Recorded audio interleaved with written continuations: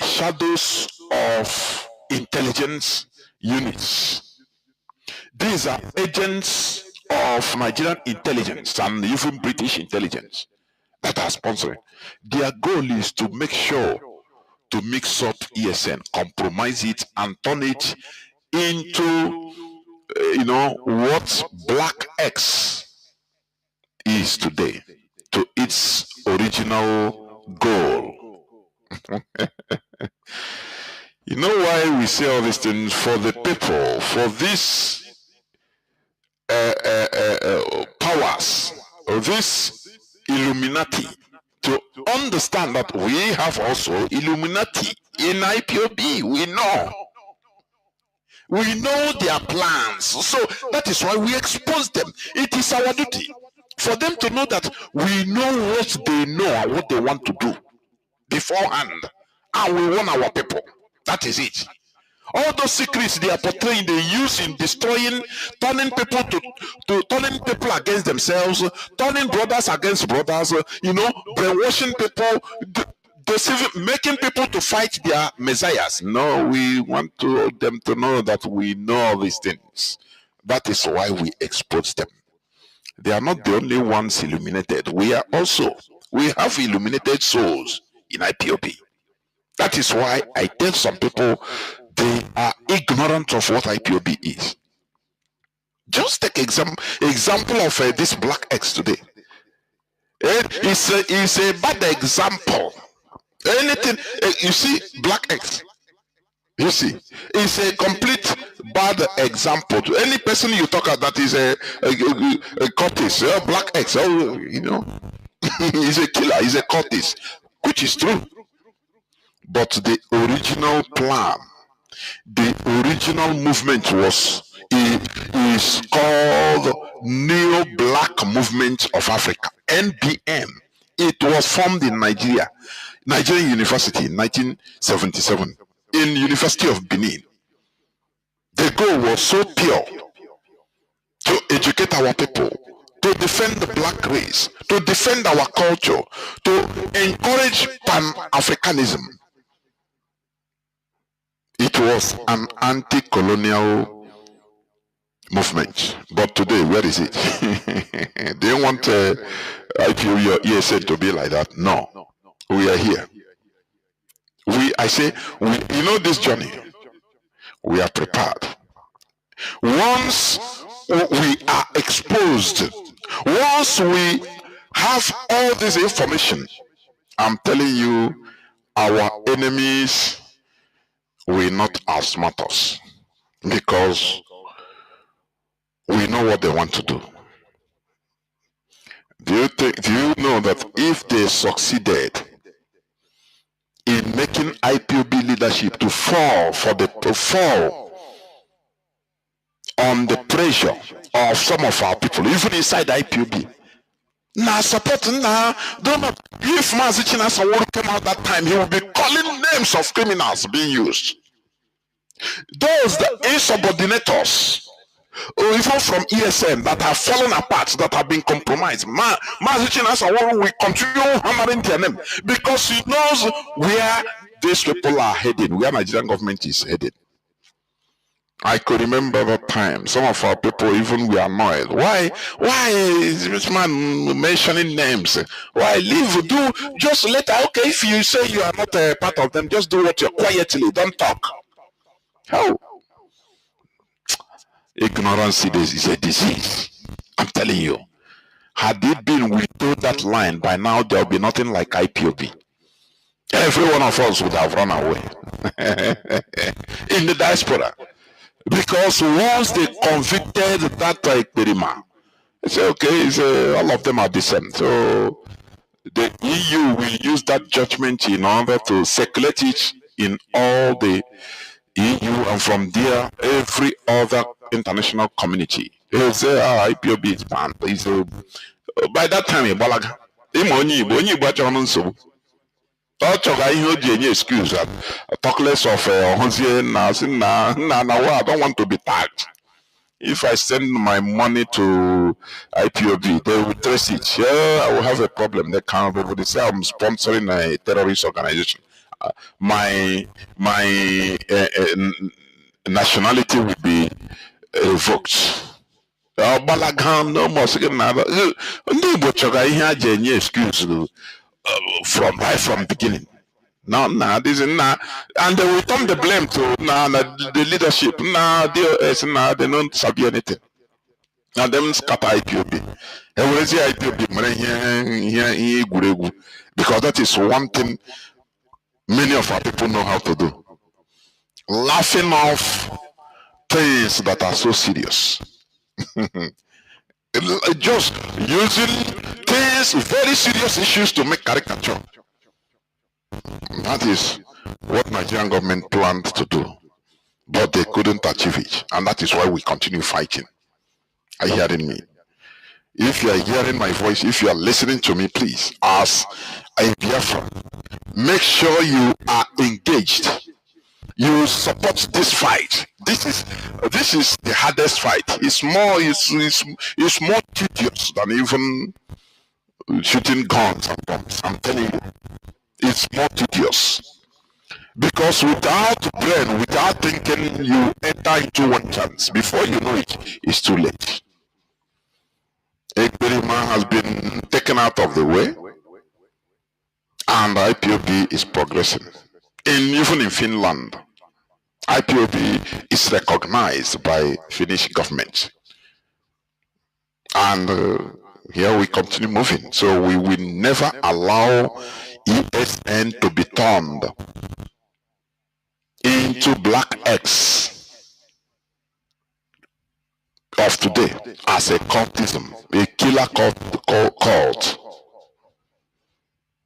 You know, different from the original plan of the movement. The movement is known or was called, started as New Black Movement of Africa from 1977. That is it. So we must protect this struggle jealously. Jealously. We must protect it. That is why I love the DOS. You know, the leadership of this struggle, they are not there to make you happy. Because this is one thing our people want.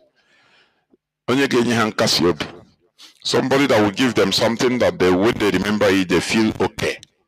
Whether it is real, whether it is true or lie, that is not their problem. Just do it. Once they remember it, give them false hope. That is why our people food church, you know. That is why our people are believers, because they want something they can rely upon. I mean, their mind. Whenever they remember it, they say, anyway, go to one Bible version. I mean, one Bible verse. For even though I walk through the valley of shadow of death, I fear no evil. This is one thing that gives our people, you know, happiness. They want something to hold at least. Anytime they don't care the authenticity. That is not their problem. And the leadership continue moving on. IPOV continue moving on in its pure form. I say maintaining her purity. That is why Daniel Bwala is crying. Are you getting what I'm saying? That is why Nigerian government is crying. When people talk against IPOB, I say I laugh at them. When I see some people on X talking rubbish, IPOB are miscreants, I laugh. I say these are the where you are talking, it is only your space. Maybe a few people are listening. Maybe among 200, 300 people that are listening, it's only 50 that has the same mindset with you, and you're talking, think that you have arrived. Go and ask Nigeria. Nigeria understand, they have intelligence. Nigeria understands what IPOB is doing. Britain understands very well. It's not you as individual. Individual, you don't know nothing.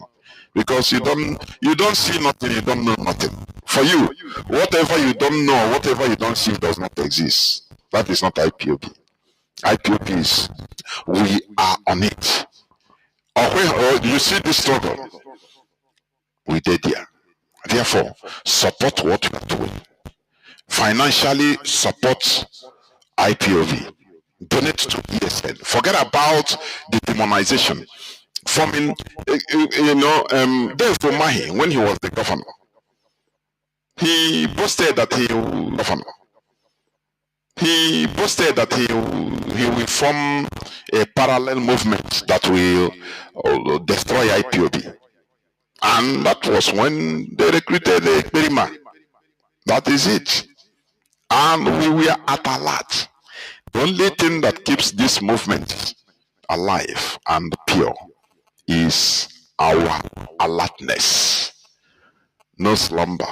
We are always on the watchtower, watching. Military formation. They always have sentry. People, individuals, or small groups, they forward watchers.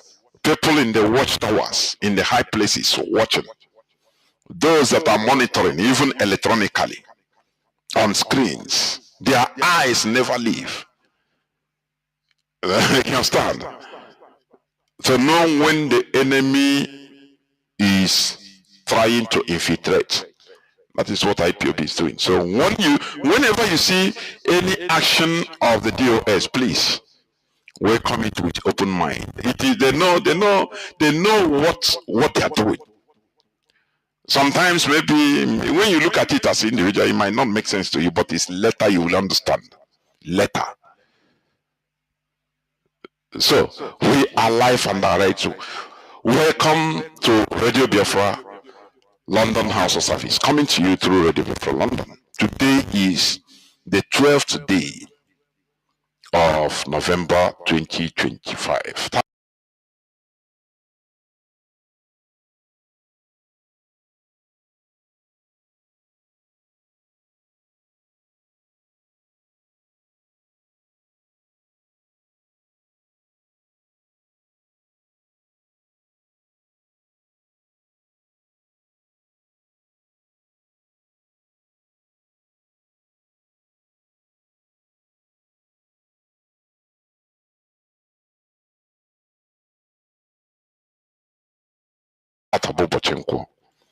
We will continue on this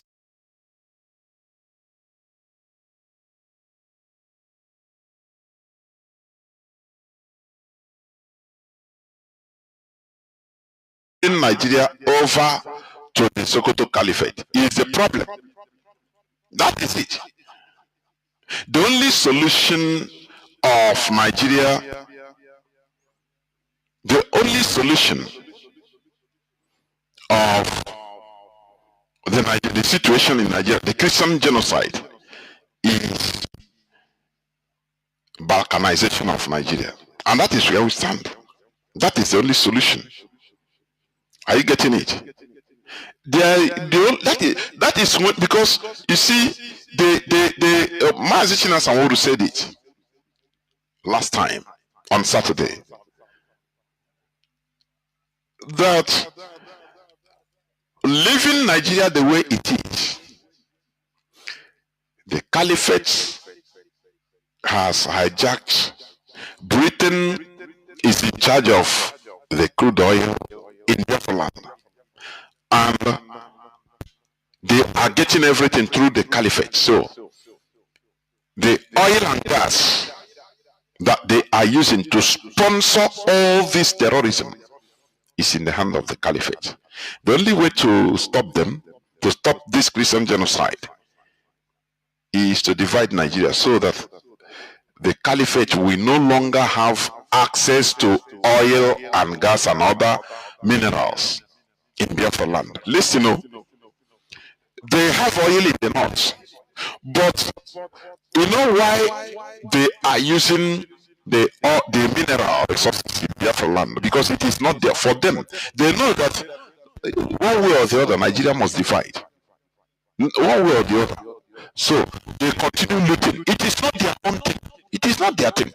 When you are using, for example, you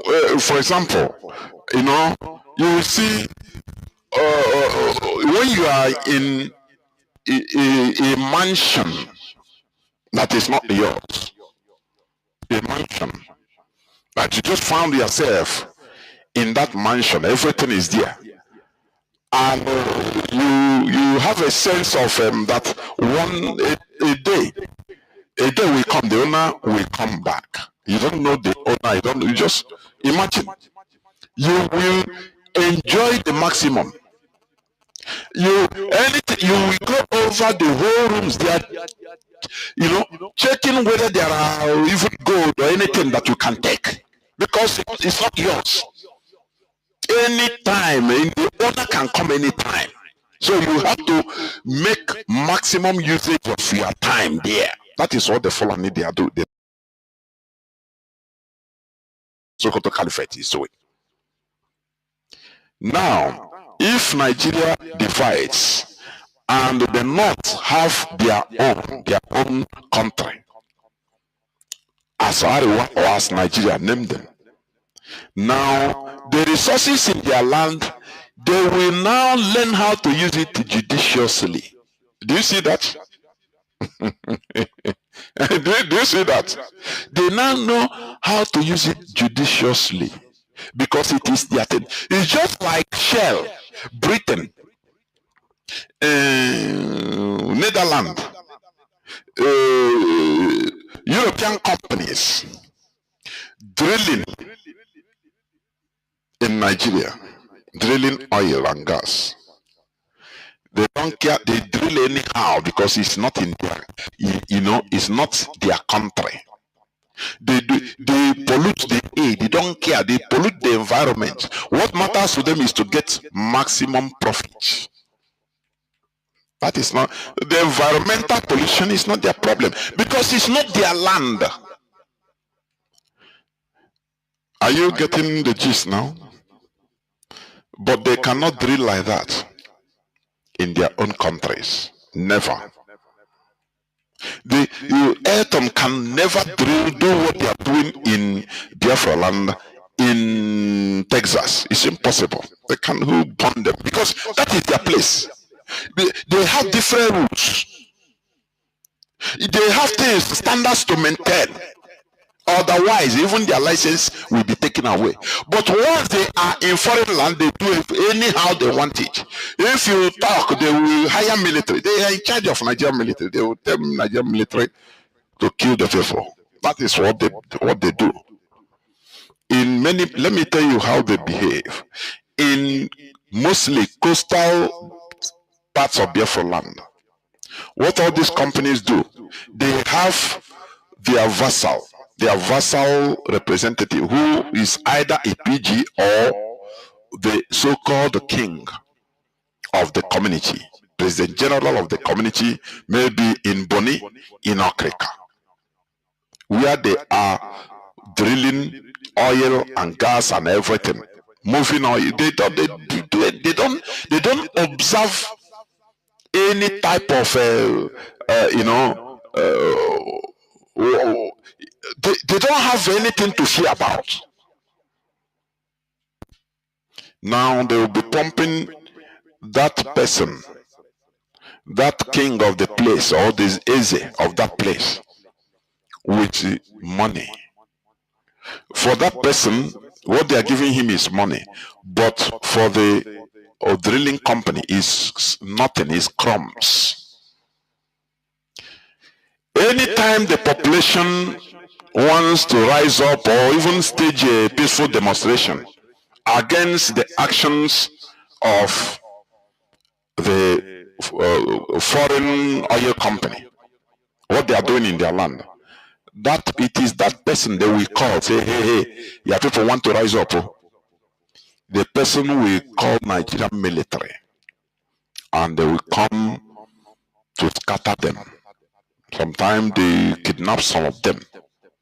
They will never allow them to rise up to breathe. They know what they are doing. You see that? So this is what the Sokoto Caliphate is doing in our land. They are stealing, oil that doesn't belong to them. That man, one of them said oil in Bayelsa belongs to Jigawa. That is why they are dealing with it anyhow. without observing rules and regulations, environmental regulations and control. They don't care. It is not their land. It is not their thing. They are stealing it. Had it been it is in their land, they will have respect for the environment. You now see? So the Sokoto Caliphate is, is in charge and needs to be dismantled. So when if Nigeria is balkanized like Yugoslavia, everybody now will go and take care of their thing in their own way. If you mess up, it is the same you people. People will rise up because it is now there will be sense of belonging. It is our thing.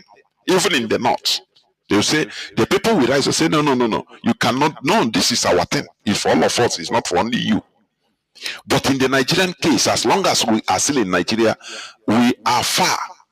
The northerners, the caliphate is seen us as conquered territory, as a people that is far. They are not together. It's not their thing. So they are using our thing as they want, because they know that one day they are looting. They know that one day we will rise up and stop them. So them and Britain, they are looting as much as possible as they can now. That is why the solution for this Christian genocide today is to cut off the financing of the terrorism, the Sokoto Caliphate, which is divide Nigeria, separate Nigeria. Remember, as I'm saying, the topic continues, the manipulations of the Sokoto Caliphate. Just listen to this. The Council of Islamic Affairs, headed by the Sultan of Sokoto, is a shame and a disgrace to Nigeria. That's why you cannot tell me that because of climate change, you have the audacity to go about killing people and chasing people away from their ancestral homes. If this government is ready to fight these people, by now, they should have started relocating people back to their ancestral homes. The statement by the National Council of Islamic Affairs, headed by the Sultan of Sokoto, is a shame and a disgrace to Nigeria. That's why you cannot tell me that because of climate change, you have the audacity to go about killing people and chasing people away from their ancestral homes. If this government is ready to fight these people, by now, they should have started relocating people back to their ancestral homes. The statement by the National Council of Islamic Affairs, headed by... Yes, you heard it very well.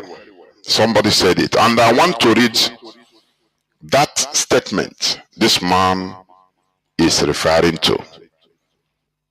It was on the 10th day of November, 2 days ago, 2025. The news headline came up. He said, NSCIA links security crisis to climate change, poverty, mass unemployment. Now, let me read, because this has been their narrative, which they lobby. Let me tell you something. The caliphate spends billions of dollars lobbying America and other powerful countries for this narrative, to maintain this narrative. You don't know. Are you getting it? Let me read a bit. The Nigerian Muslim Ummah, under the Nigerian Supreme Council for Islamic Affairs, that is NSCIA, which is headed by the Sultan of Sokoto, has attributed the security crisis in the country to climate change, poverty, and mass unemployment. Do you hear it? Do you remember that Donald Trump, because all this brouhaha that is going on now, this is not the first time that Nigeria was designed as a country of particular concern. In, I think, 2016 or 2017, Nigeria was designed also during the first term of Donald Trump. He directly questioned Buhari, why are Christians being killed in Nigeria? Buhari also maintained this narrative. They lobby for it. It is only our people that does not understand what it means to fight for your own identity. Our people are naive. Anytime I enter here, I continue saying this, I continue lamenting. It is IPOB that is opening our eyes. Being in IPOB opened my eyes about the ignorance, political ignorance of our people. While we are sleeping, while our people were sleeping, while our people are, while our people are chasing PhD, which is good, but according to this man, Patrice Lumumba, he said black beauty without black power amounts to the rubbish. Black beauty without black power amounts to nonsense. It's nonsensical. While our people are chasing paper money, they disregarded the political power. They don't understand politics. The people that understood politics continue lobbying. Politics is not played by one person. It's not what you see that is going on in our land, in Igbo and mostly in Biafra region. As political elites, they are not playing politics. They are doing business. After all, you've had Alhaji Sage. He said, they asked him, what are all these Igbo politicians? He said, I beg, leave them. These are businessmen. They are not politicians. Because do you know why? They are doing politics of selfishness, self-aggrandizement, ego. Do you see how weak was humiliated by, is it an army captain? Do you see that? A whole minister, let me put it like that, minister, or is it commissioner? They call him minister of our federal capital territory. It's like a governor. Have to call chief of defense staff on his phone and now pass the phone to the captain. Does it tell you anything? That he has no power? All those things he's doing is rubbish. He called this, he said, okay, let me give to your boy. He gave to the man, the boy, the army captain. The captain stood his ground. He said, okay, I've heard you. It's okay. The man didn't give him order to stand down. And Wike, finished by going out of that land, going away. It tells you everything. Are you getting it? So, our people don't know how to work together. That without we, there will be nothing like me.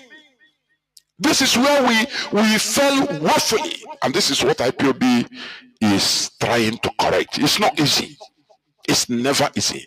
Because our people thought that, we are Republicans in nature. We thought that republicanism means, everybody doing as you want, as you like. Doing your own thing, don't mind our collective interest. That is what, to many of our people, that is what republicanism means. When these people were lobbying, going to America, having meetings, northern governors meetings, discussing issues concerning their land themselves, going to America, spending money, looted money from Nigeria, lobbying people, having lobbyist group.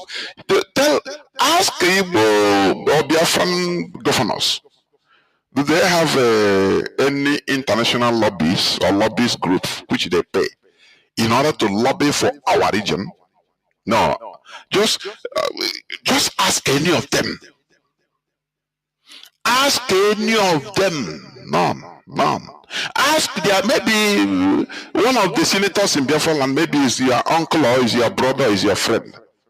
Ask when you are together, just like friendly talk or brotherly talk. You ask him, brother, you people, do you have any, not you individual, having, because each and every one of them can have or can be paying maybe one person or the other in America, in England, in any part of a Western Hemisphere as a lobbyist in order to be, or bribing him for his individual political career. It's not that I mean. I mean for our collectivity in Biafra region. Call it Southeast, call it South, call it Eastern region, but it's Biafra region. Maybe every time they call the person, they visit secretly, say, look at our, what is happening. Look. They don't do. Ask them now, you are with them. Maybe the senator is your uncle, or either paternal or maternal uncle. Maybe the governor, you know him, is your friend of yours, which you talk on the phone, is your childhood friend, or you grew up together. Ask them in confidence.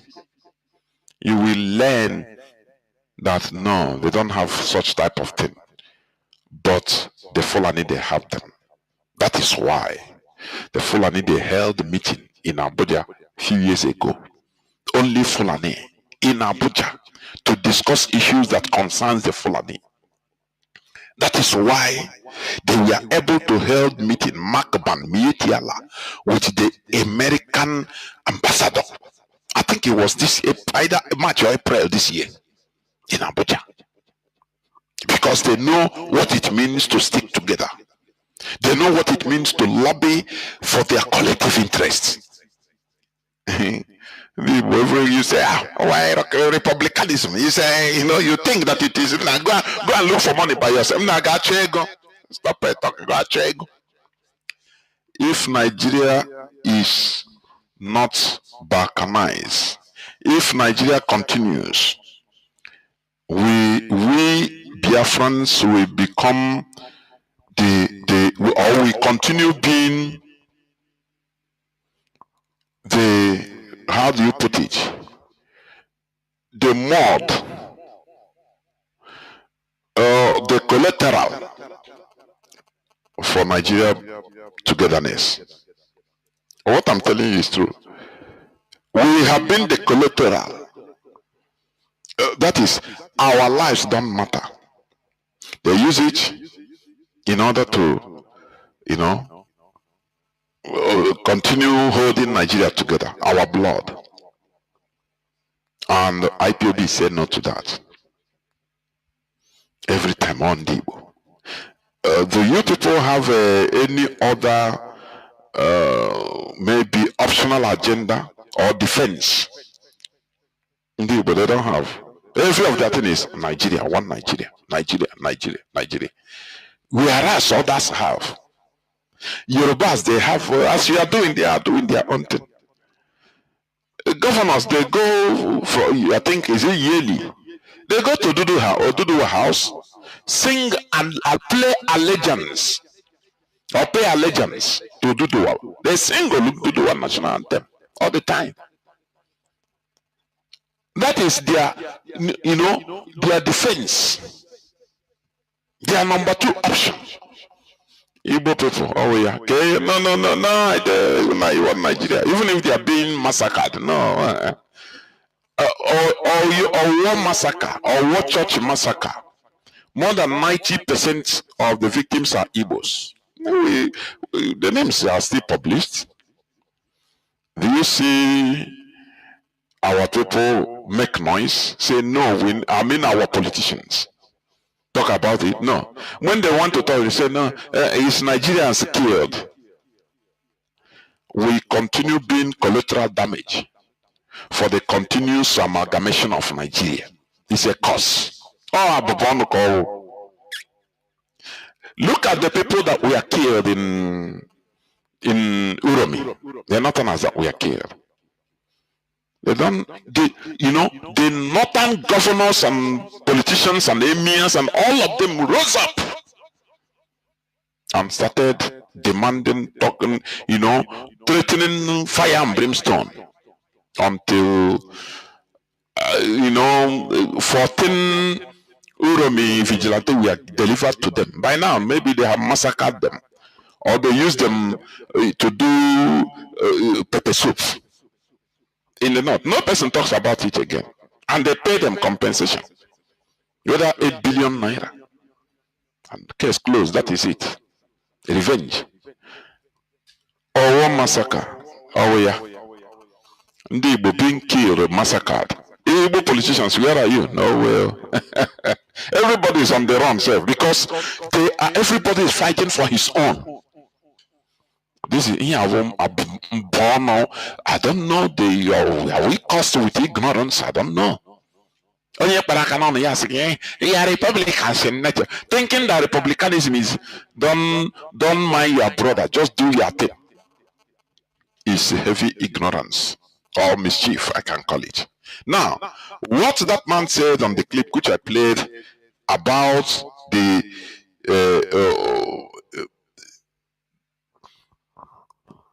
pronouncement of Supreme Council for Islamic Affairs, headed by the Sultan of Sokoto, that is the Sokoto Caliphate, that that must be dismantled.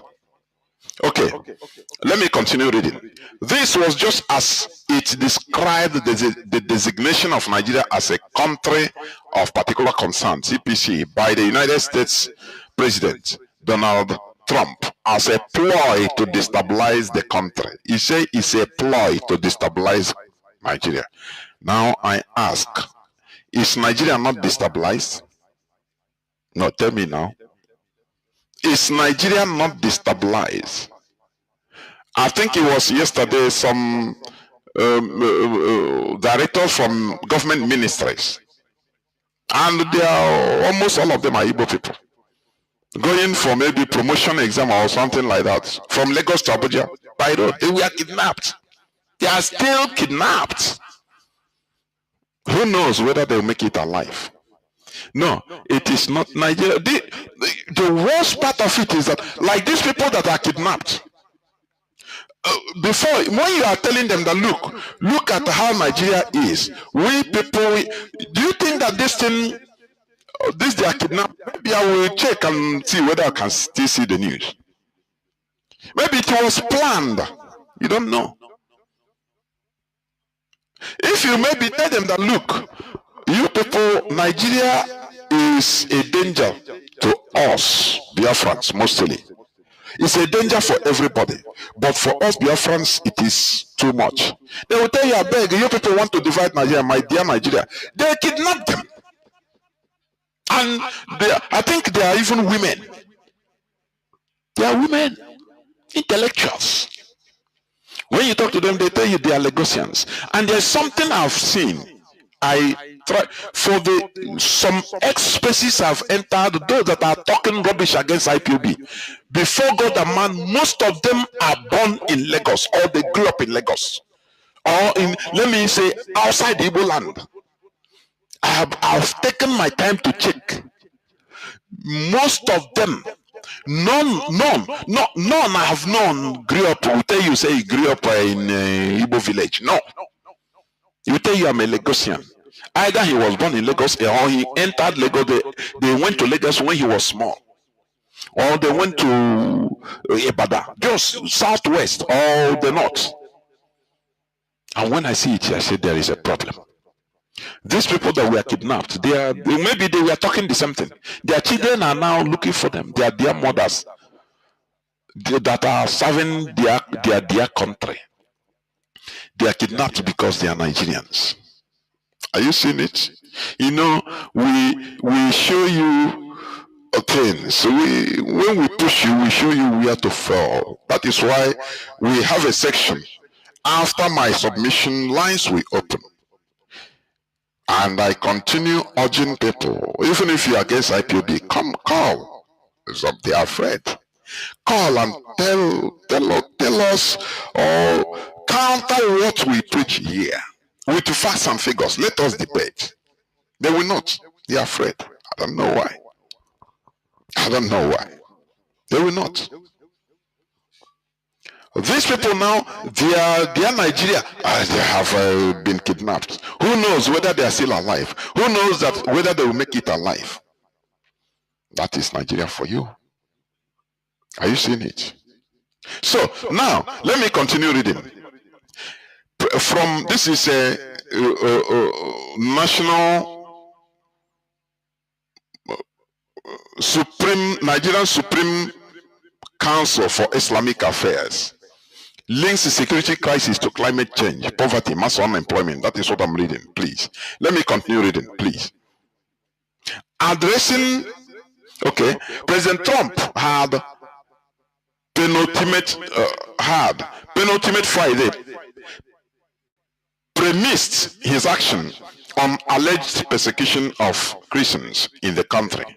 Addressing journalists on Sunday in Abuja, the General Secretary of NSCIA, Professor Ishaq Oloyede, declared that the declaration of Nigeria as CPC was part of a coordinated plot by the United States to destabilize the country. Now, I ask Nigerians, please, which one is better? American destabilization or Fulani destabilization that has been going on? No, tell me. Choose. You know, choose.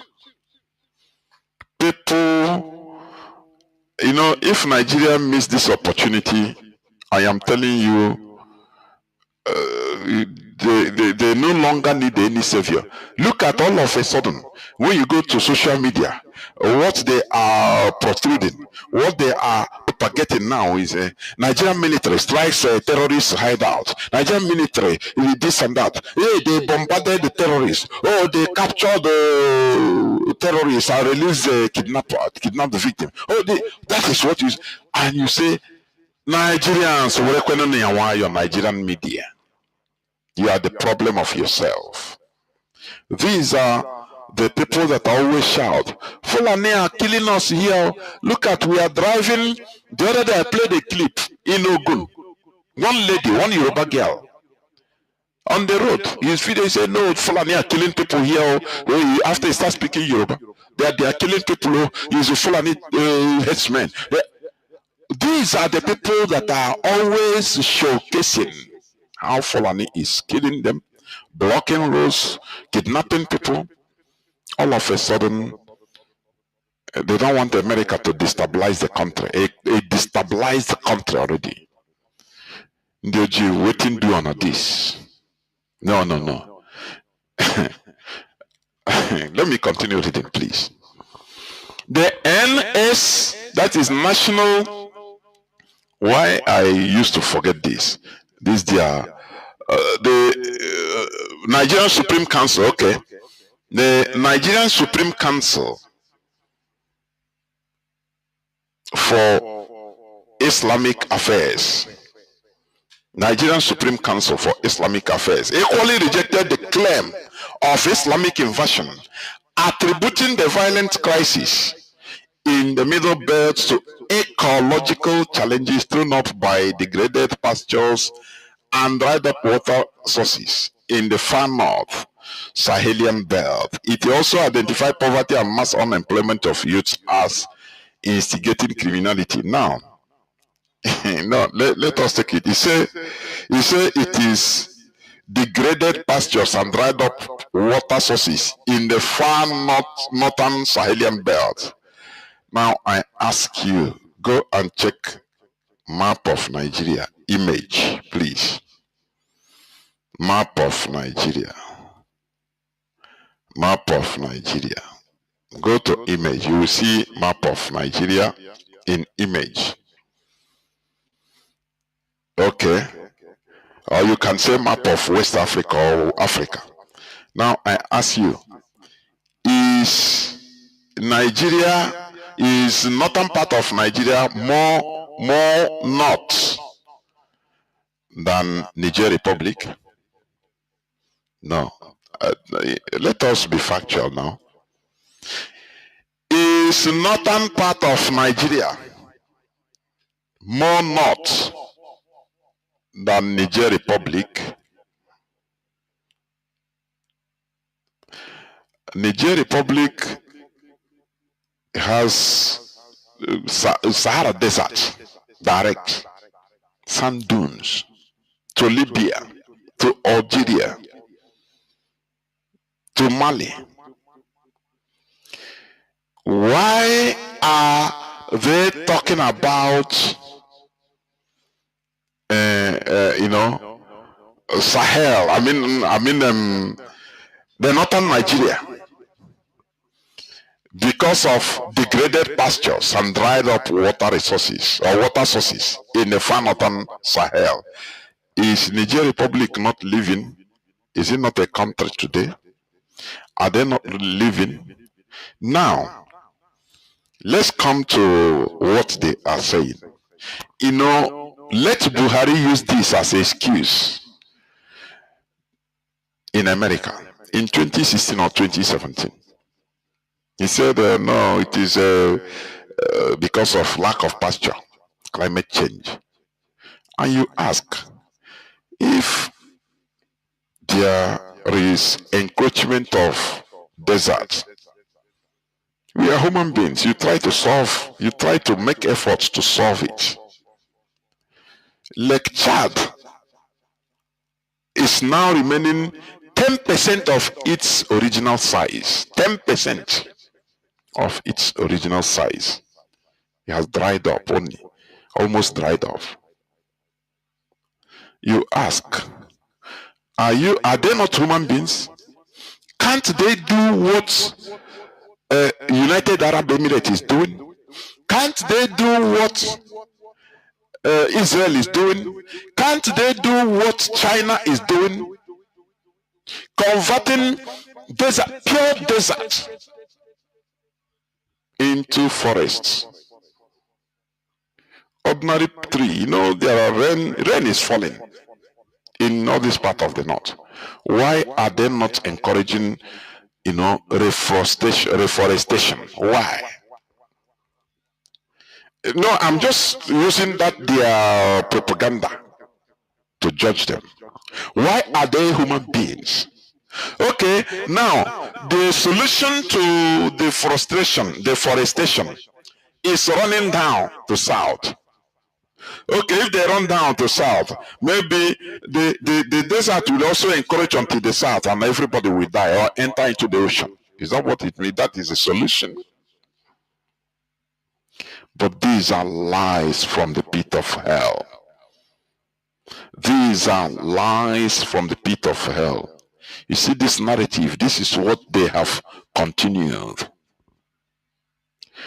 Any narrative they engage in, they pay for it, they will preach it in their mosques, they will say it among themselves in their various high-level meetings. Among the Fulani elites, that this is, and they will pay the lobbies.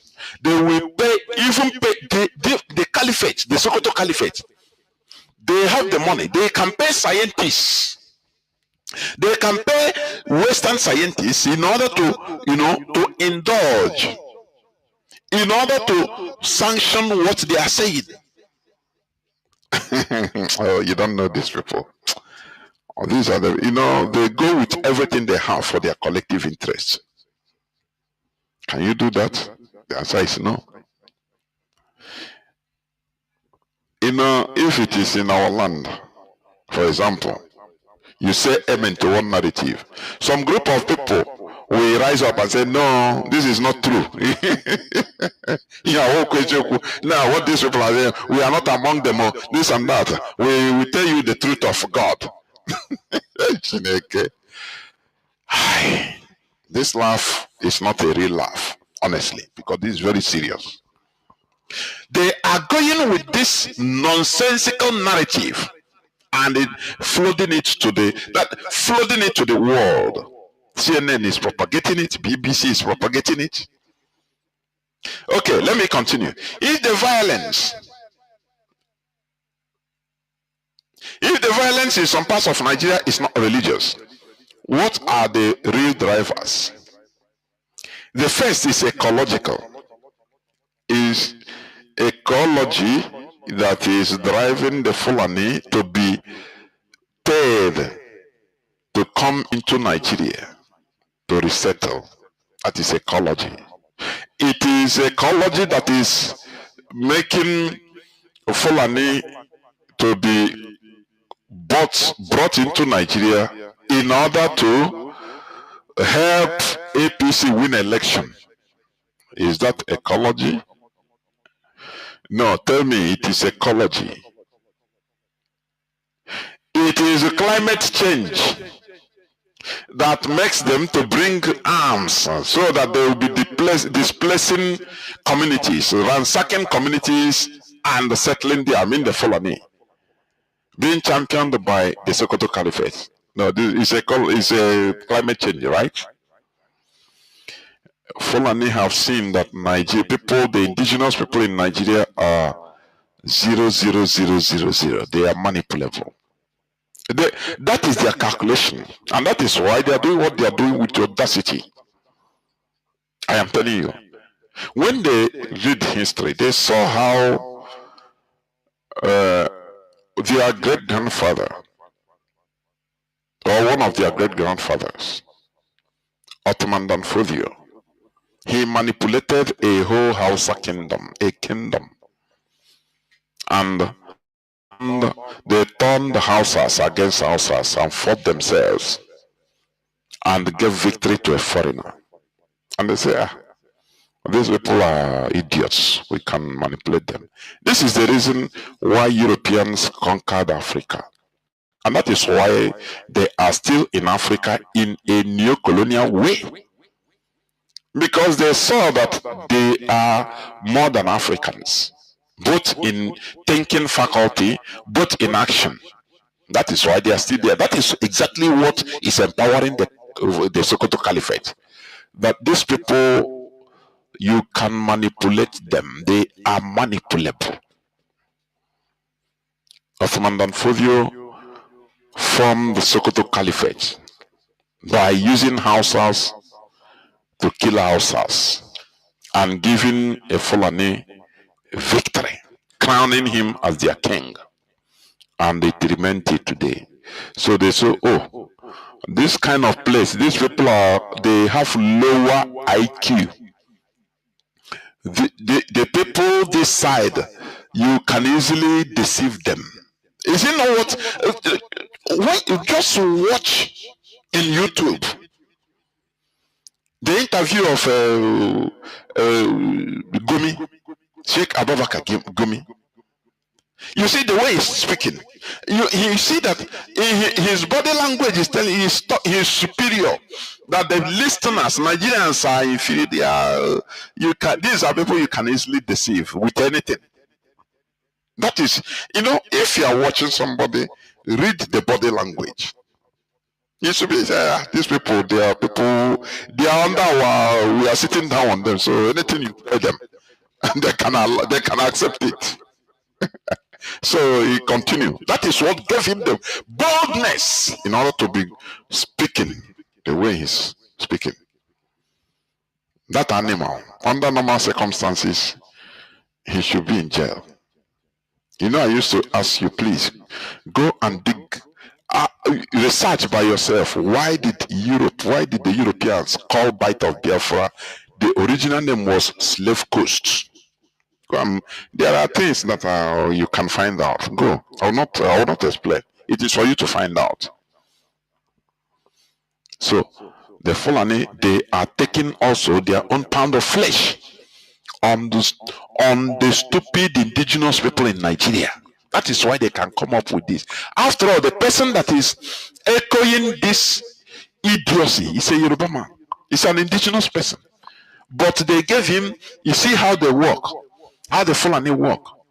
They will come into your place, promote one greedy fellow, give him money, give him anything he wants, give him protection, give him connection,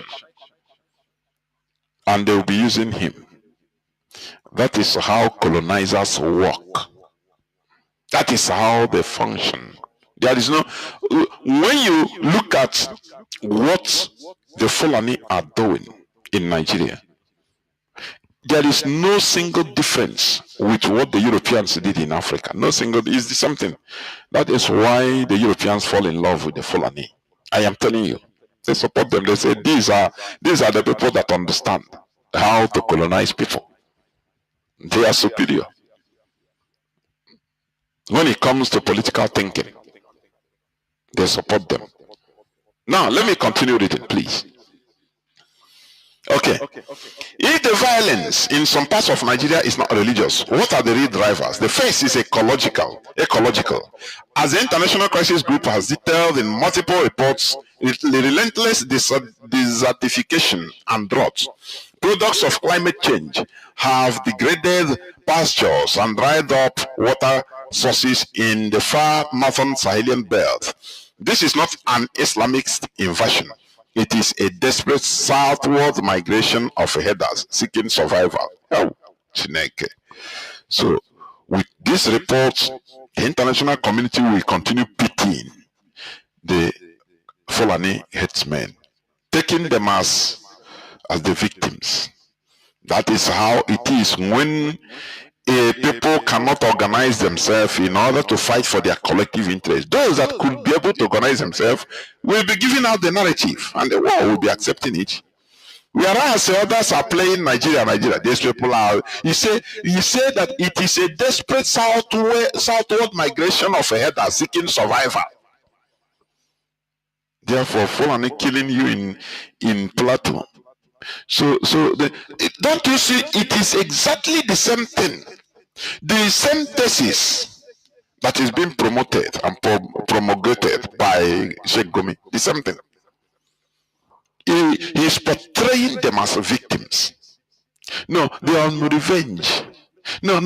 These people, you don't blame them. The government is to blame. Nigerians are to blame. So they are human beings. So they are suffering. That is why they kill you. And Nigerians are listening to this. And because Yoruba, because of their brother is in power. Imagine that even it's Buhari that is in power today. Do you think the Yorubas, they will be supporting who do you think that they will be supporting the Fulani? Black people, the shoji alamni Maroko Mazi Nnamdi Kanu. The climate, let me continue reading. The climate-driven migration forces herders into direct and often violent competition with sedentary farming communities over dwindling resources of land and water. Historic grazing reserves have been lost to expanding settlements, and the traditional conflict resolution mechanisms have eroded. This is the flashpoint for the farmer herders crisis in Plateau, Benue, and other middle belt states. Do you see it? Look at them. It's Yoruba man now that is writing this, clearing them. You know, that is it. That is it. When you are fool, people will have their pound of flesh on you. That you are a fool. They are taking Nigerian indigenous population for granted, but not Biafrans. That is why we always rise up. You see Igbo intellectuals promoting this narrative. You see it. So, because let me say, okay, let me just give you just a layman example. Because my house got burnt, just for example, my house got burnt out of one thing or the other, and I lost everything. Now I have the right to come to your house, pursue you from your house, kill you even if need be, and I live in your house. Say, after all, my house got burnt. So I have the right to come into your house and kill you and take anything you want. Live there by force. It's my house because my house got burnt. If you go with that their logic. Now you ask, I've said it several times. They say historic grading reserves. What is that historic grading reserves? It is the reserve, grazing routes given to the Fulani by the British colonizers. They came, they told the Fulani, say, okay, this will be, they give different places, different parts of indigenous community lands as their grazing routes. And that is what they are still clamoring. Do you remember Buhari did the same thing? He said that their old grazing routes have been lost. You see that? You see that? Okay, let me continue reading. The second driver is criminality.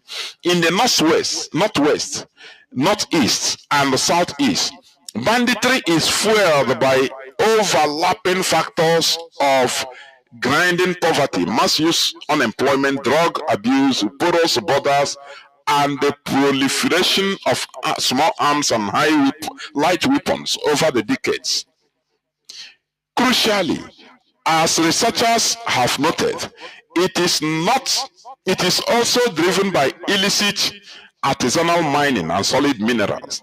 Criminal syndicates and bandits sack villages and displace populations, creating ungoverned space for their illegal mining operations. This is a violent, organized crime racket for resources, and there is nothing Islamic about it. In the Zamfara, Katsina, and Sokoto axis, Muslims have lost more than 1,200 souls to the same bandits who answer to crime, not tribe or faith. These are, do you see their narrative, how they are bending everything? Now, let me tell you, what the Sokoto Caliphate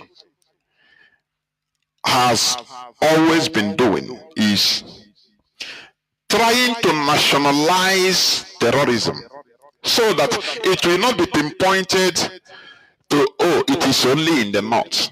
Are you getting the gist now? So that when there is international outcry, they will say it is all over Nigeria. Oh, we know when I say, I don't know how to say it again. These people, the politics, honestly. Our people don't know politics. No. They can brag, they do this, they correlate, but politics is zero. They make sure, these people tried to make sure that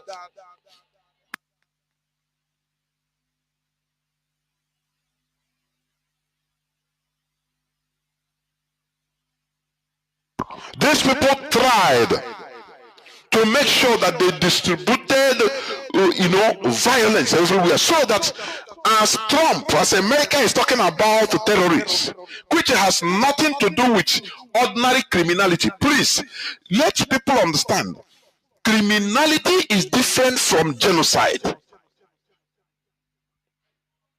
An armed robber, a band of armed robbers, they are criminals.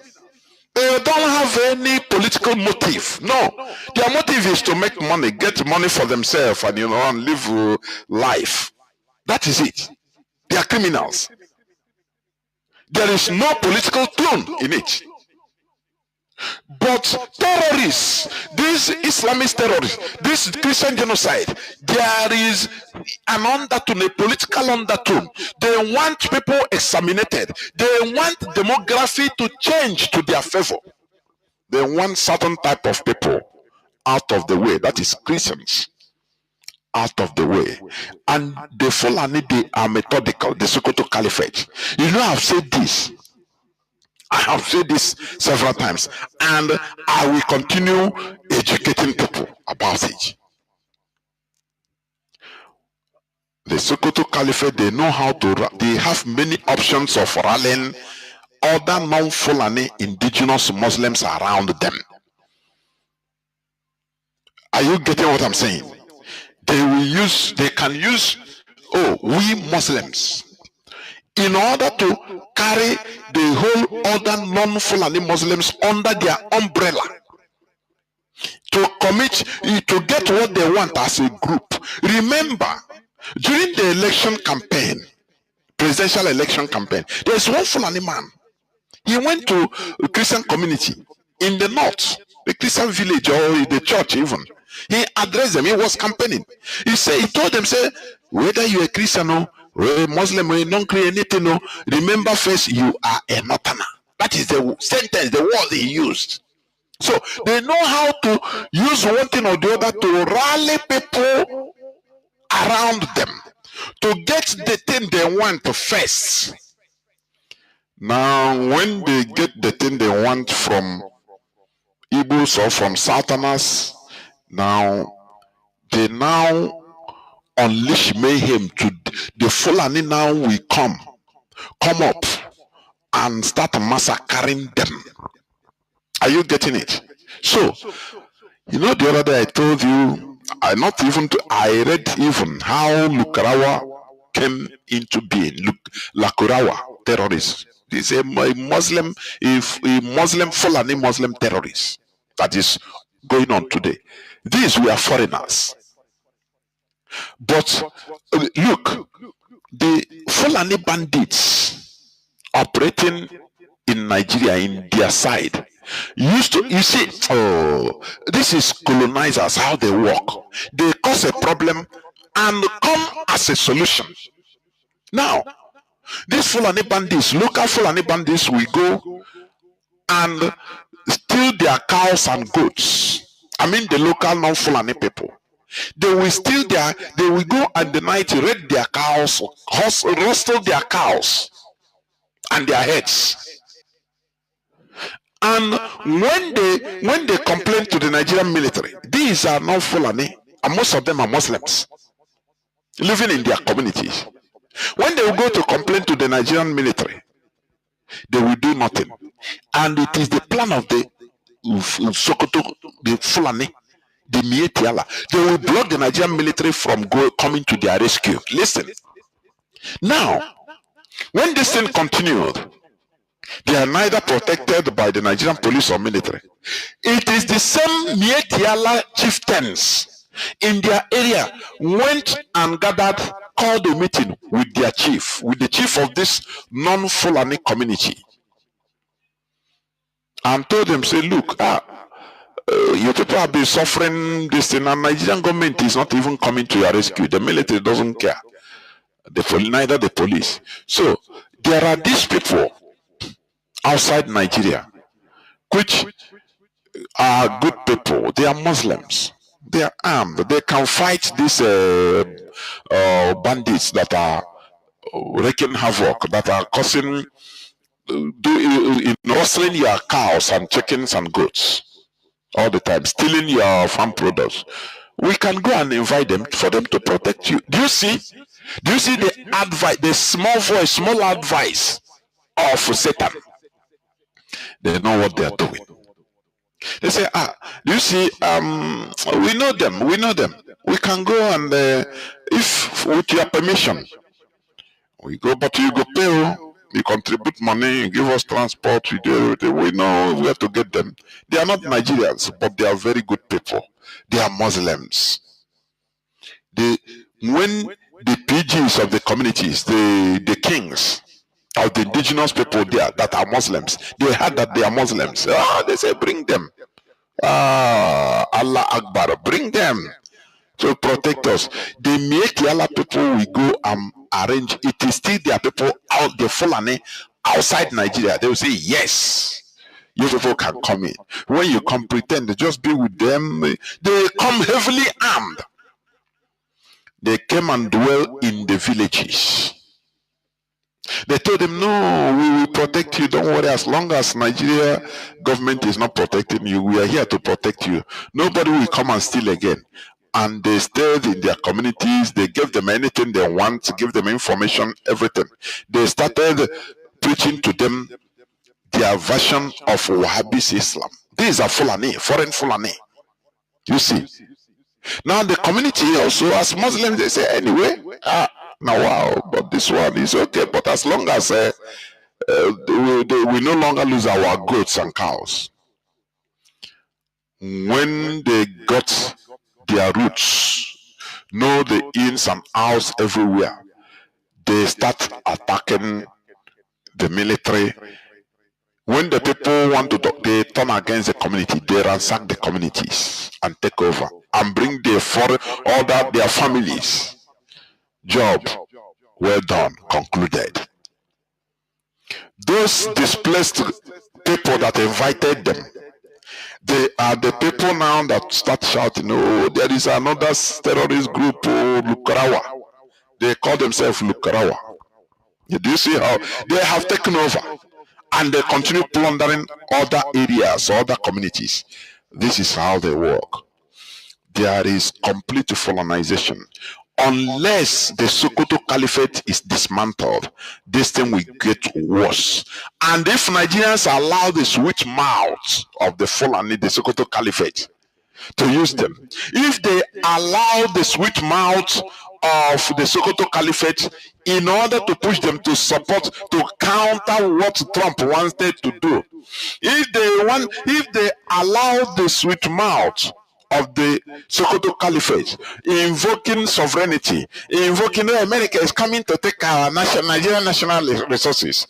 They want to pursue Tinubu from power. He's your brother, defend him. If Nigerians fall for this, I am telling you, Fulani will increase it will give them more power and hasten their Fulanization by tenfold. I am telling you. These people, they know how to play. They know how to play with the brain of the indigenous population. I am telling you. They are pushing the Yorubas that look, it is your brother. These are Igbos that are causing this. They are pushing it. Once they push Igbo, I have said it. Hatred of Igbo is the catalyst that will destroy Nigeria. And that is what is happening. Once they say, oh, it's Igbo, it's IPOB, it's Biafra, you don't want Biafra, no. Now, every other indigenous population will say, no, instead, let our blood be flowing. Let Fulani be killing us, no problem. I don't know, this is evil. Let me continue. The United States Department itself, in its 2022 report on international religious freedom, stated that banditry and other criminality, not animosity between particular religious groups, were the primary drivers of intercommunal violence. This is not a religious war. That is nonsense. Okay. There is a place I want, okay, listen to here. They wrote, this agenda is not hidden. We refer to a recent op-ed from the American Enterprise Institute, from the American Enterprise Institute, AEI, a prominent United States foreign policy think tank. In this article, the author, Michael Robin, asks two questions in the same breath. First, is there a Christian genocide? And second, just as Somaliland's independence has become a United States national interest, would Biafra independence also augment regional security? The geopolitical objective is the fragmentation of Nigeria to achieve the avowed mission of the separatists. It's talking of IPOB, in line with the proscribed indigenous people of Biafra's IPOB's agenda. Do you see?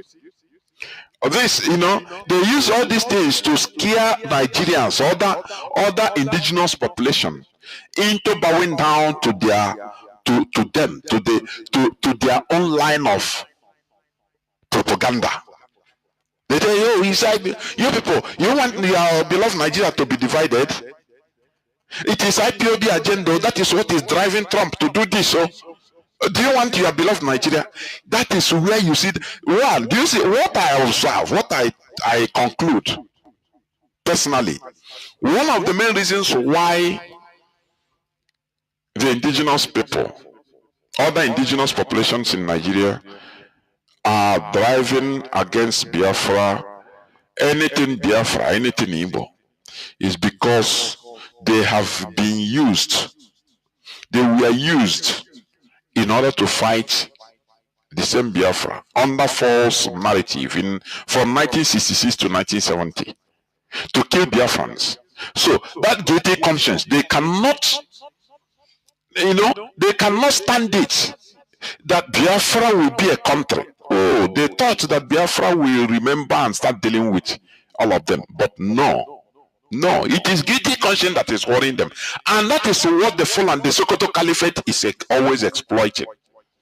Remember, we kill all of them all. Now you people even kill them past. So will you allow them? If you allow, I say, look, this other propaganda I'm talking now, it will come when they saw that, look, Biafra referendum is imminent. They will tell them, they will even start threatening even Yorubas that you people kill Biafra. So if you allow them to go, they will deal with you as a country. They will not become a country and have power. They will remember you, deal with you. Remember, they will start publishing the atrocities even committed by Yorubas and others against Biafrans during the war. Believe me, this will happen. Because these people, they know how to do it. They understand propaganda, and they are using it very, very well. So they are saying that, look, all these things that is going on, it is IPOBO. The objective is to fragment Nigeria, to divide their Nigeria. Now, as I ask people, division of Nigeria to save life, and leaving Nigeria as the quagmire it is today, where people, in Nigeria, you cannot be moving. If you want to move from point 1 to point 2, you are not sure of your life. Which one is better? Now, do you see? Let me tell you, one of the main reasons for the division, balkanization of Yugoslavia, is what has been happening in Nigeria. Are you getting it? The real causes of the balkanization of Yugoslavia are a complex interplay of long-standing ethnic tensions, deep economic disparities, and the political crisis. Are you getting it? Now, the deep-seated ethnicities and the historical, I'm talking of Yugoslavia now, why, the causes, the reasons why Yugoslavia was balkanized. Are you getting what I'm saying? Remember, Yugoslavia was an artificial state, artificial country formed after the First World War, bringing together South Slavic peoples with vastly different historical, cultural, and religious backgrounds, that is Catholics, Catholic Croats and Slovens, Orthodox Serbs and Montenegrins, and Bosniak Muslims. They gathered them together, say they want to form a country. He said it was an artificial country. The same like Nigeria. Nigeria is an artificial country. Or is it because it's a black country, an African country, that the people's life don't matter? That is what I cannot understand. The issue is this also. The people that are suffering this, they don't even care. They don't care. They have a hatred of Igbos that is killing all of them. I want to just look. I'm talking of Yugoslavia now. The different ethnic groups in Yugoslavia had a history of conflict. Most notably, the brutal inter-ethnic violence and genocide during Second World War, which created deep mistrust that was suppressed but never fully resolved under communist rule. Because under communist rule, they just brought them together, say, now you're a country. An artificial, he calls it artificial country. They say artificial country now because Yugoslavia is no more. Nigeria will be called the artificial country. I'm telling you, when it is no more. They will tell you, you want Nigeria to divide. But people are being killed, murdered, because they are Nigerians. By an ethnic group. So, you see, Yugoslavia was an artificial state. formed after World War Second or World War First. The same, Nigeria is an artificial country created in 1914 at the start of First World War by one man, Frederick Lugard. He brought to people the Sokoto Caliphate that has been there in jihadis, is a jihadist caliphate. That their motive is to, Islamize everybody, the whole indigenous people everywhere in that Sokoto Caliphate. Now Britain facilitated them. They left the Sokoto Caliphate structure, or that throne. After conquering them, they didn't dismantle the caliphate, rather they left it because they know they are going to use it. And that is the usage, it is what they are using today. They knew they knew that they were going to use the Sokoto Caliphate to run Nigeria. And that is what is happening today. That is why they left the structure.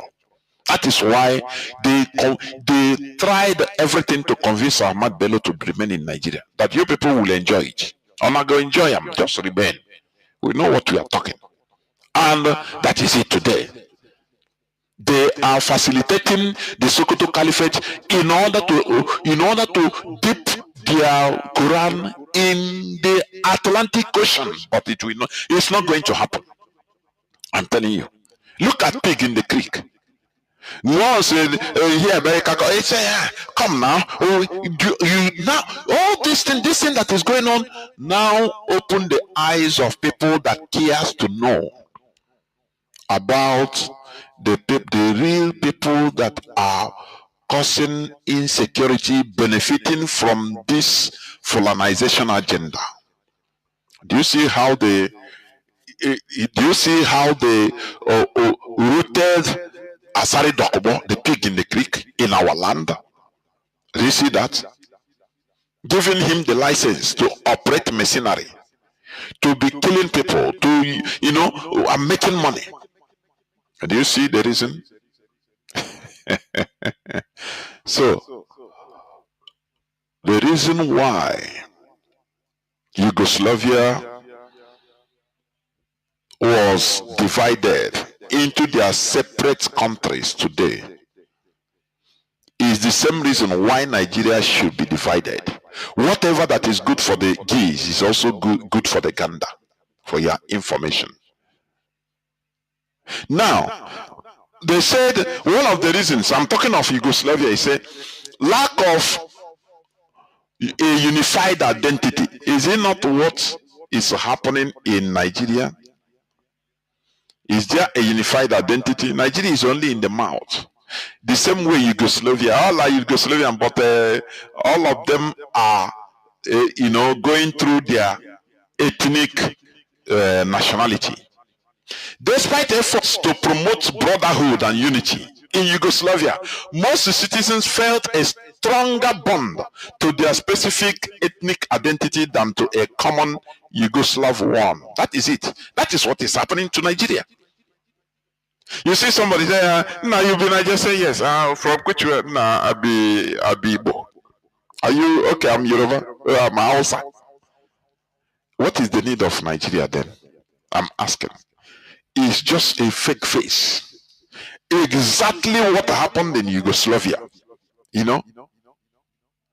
The absence of a strong central figure allowed the nationalist sentiments that had been suppressed to resurface and grow.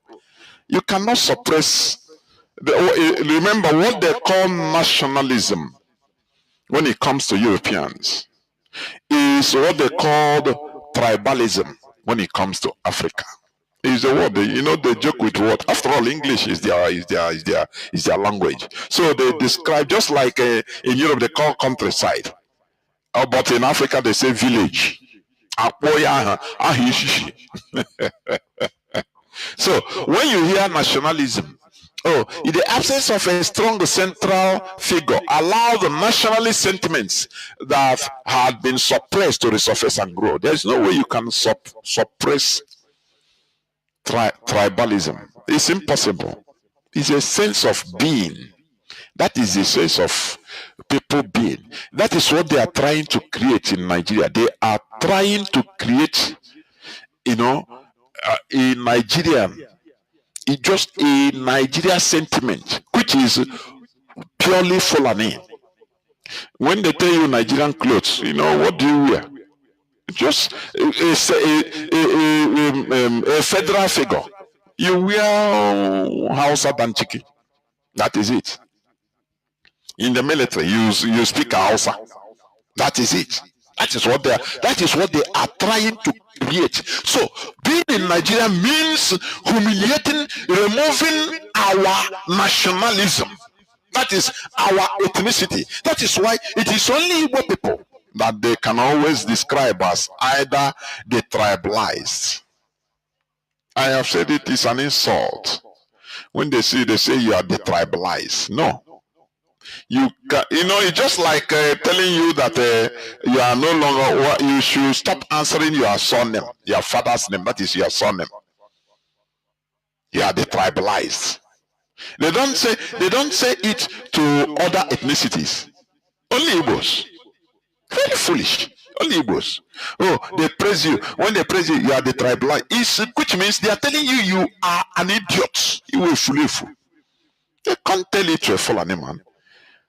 Bala Mohammed say they are Fulani by their nationality is Fulani in national television, but it's not a tribalist, right? It's not a tribalist. Igbo man will always try to hide his nationality, that is tribe, in order to be admitted as a Nigerian. This is what Nigeria, the caliphate, is doing to us. These are the Sokoto caliphate manipulations. They want to Fulanize everybody. But here we said no.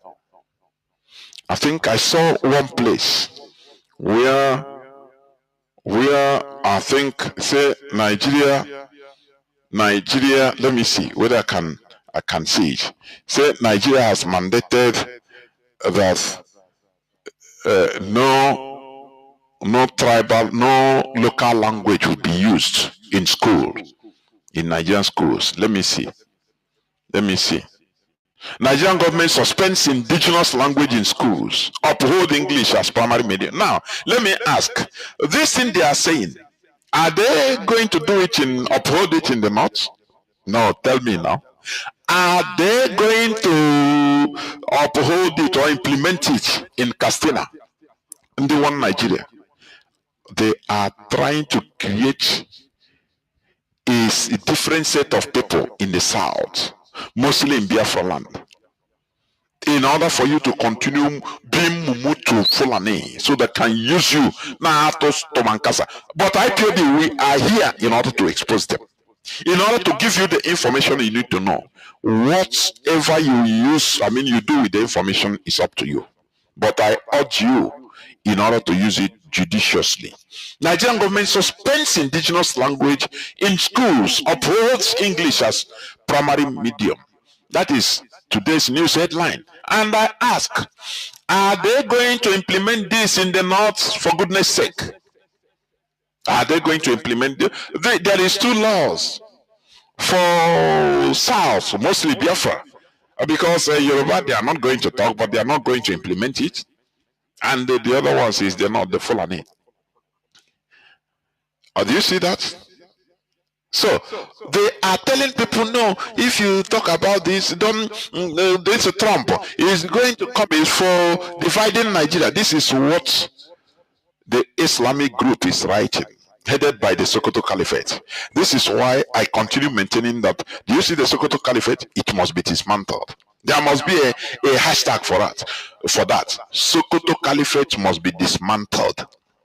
Because all how an Akbarana nation everywhere, they are engaged in Fulanization of everybody through Islamization.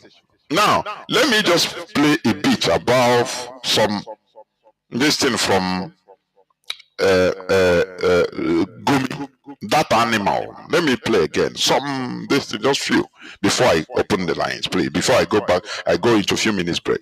Listen, please. Listen.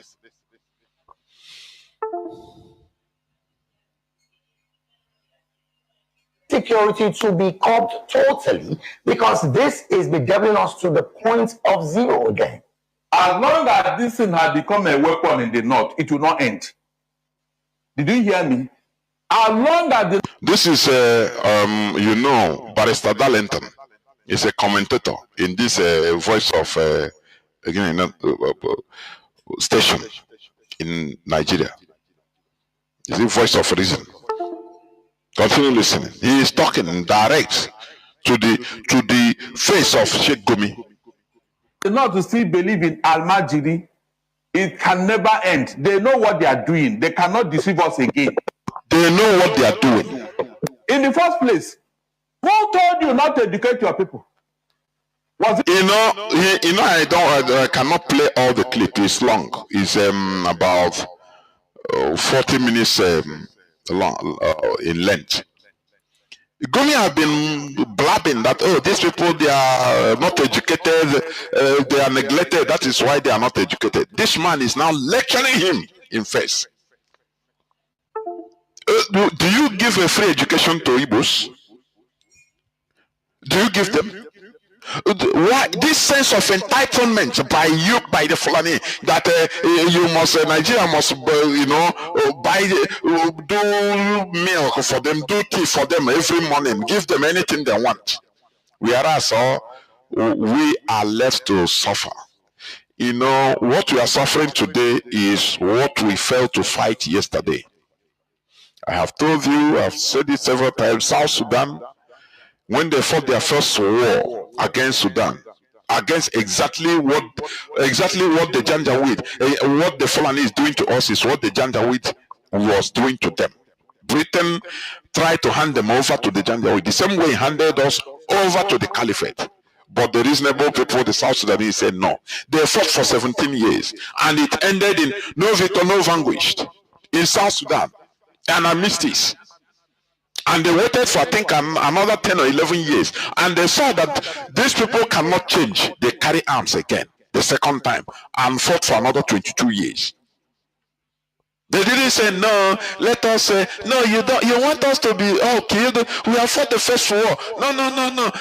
Weak, were the weak.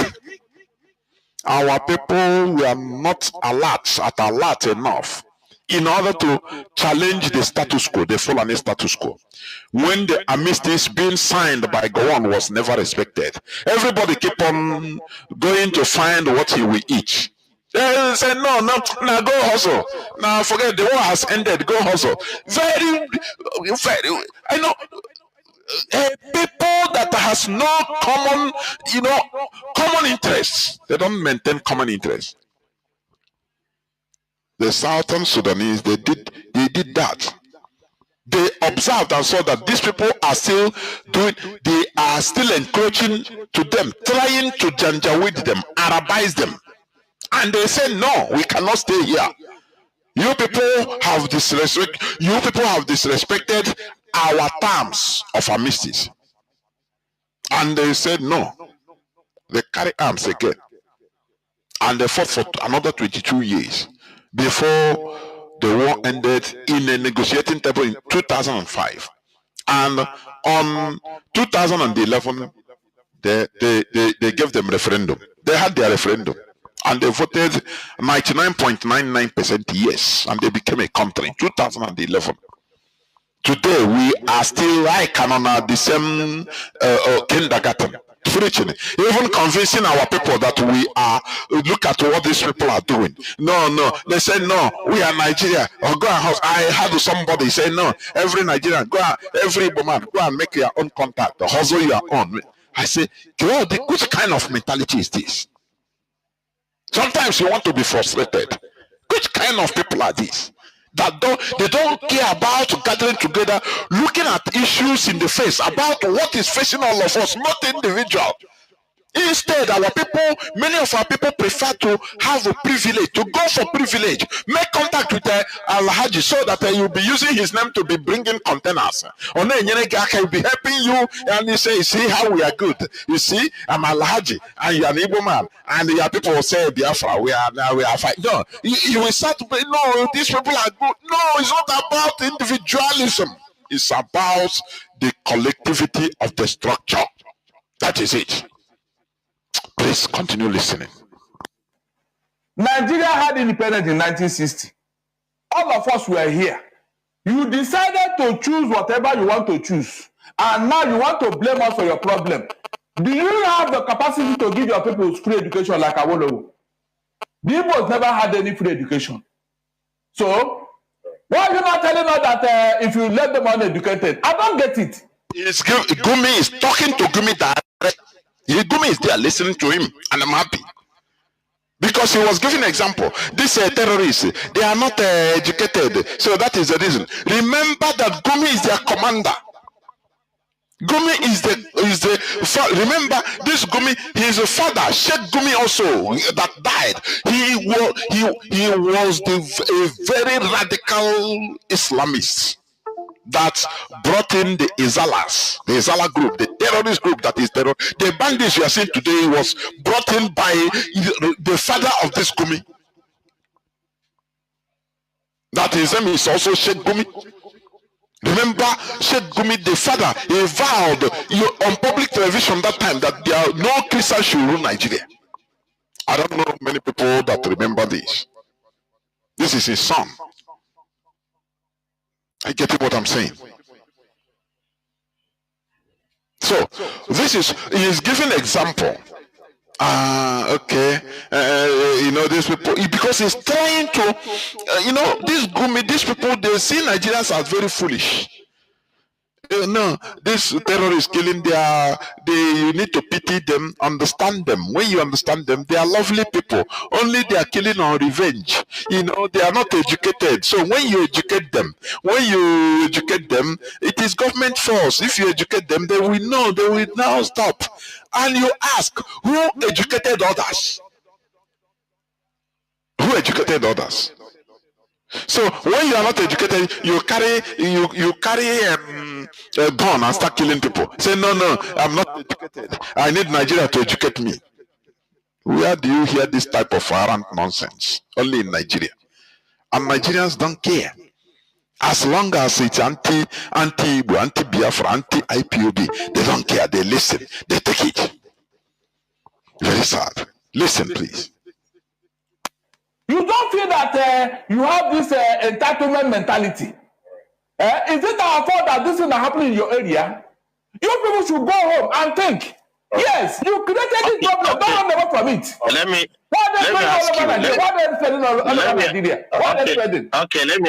ask you. Do you think there are no kidnappers? This is now Sheikh Gumi talking to him. And criminals in the southeast or the southwest? Sir, listen, if what is going on in the southeast is the same thing that's going on in the north, in fact, it's like there will be peace in Nigeria. All right. Thank you very much. There will be peace in Nigeria. Thank you very much. But on your comment on education, I tend to agree with you that our leaders really has failed the nation. Good. I'm happy that he, why they don't come for debate is they will be humiliated. Even the Igbo Nigerians, I've been saying it, they don't come to our S. Some of them came out the first day of our X space, the first Sunday, and they ran because they cannot stand the truth. They had what we say, is in the afternoon you don't use touch. In broad daylight, you cannot use touch. So what you are saying is truth. They know it. They cannot stand it. There is no way they can defend anything. That is why even if you go to their space, they will not allow you to speak. They will be interrupting you so that you don't preach. Because some of them, they say, no, when these people speak, they will convince many of us here. So better don't allow them to talk. Do you see their idiocy? That is why this man, because Sheikh Gumi has been going around, the fault is Nigeria. Nigerian government, don't educate them. Now this man told him, who educated the Igbos? Do the Igbos have free education from Nigerian government? Everybody hustle on his own. Now this man comes and say, yeah, I can agree with you. That is it. That is my happiness. At least that propaganda, it has slaughtered that particular one. because he continue going around blaming Nigeria. These people are not educated, so you give them education. And see if other regions give education free of charge, or Nigeria give education to them. They have sense of entitlement. Very, very sad.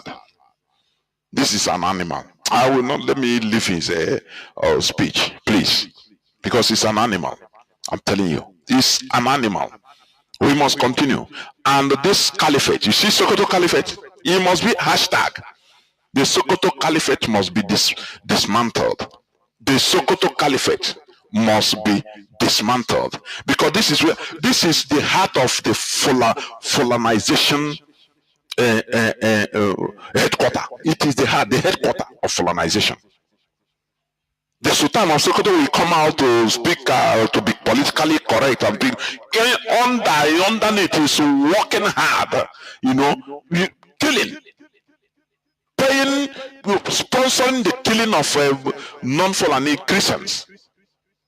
So, what the Nigerian Supreme Council for Islamic Affairs, headed by the Sultan of Sokoto, is saying that Donald Trump talking about Christian genocide is, if Nigerians allow it, is playing to IPOB's doctrine. That is exactly what they mean, the IPOB agenda. If you see that, that is what they are saying. So they want Nigerians to continue being docile. Every time somebody will put out a video where they are running in Lagos Ibadan Expressway, Lagos Expressway. Oh, they are killing us. Look at cars of abducted, kidnapped people by Fulani headsmen.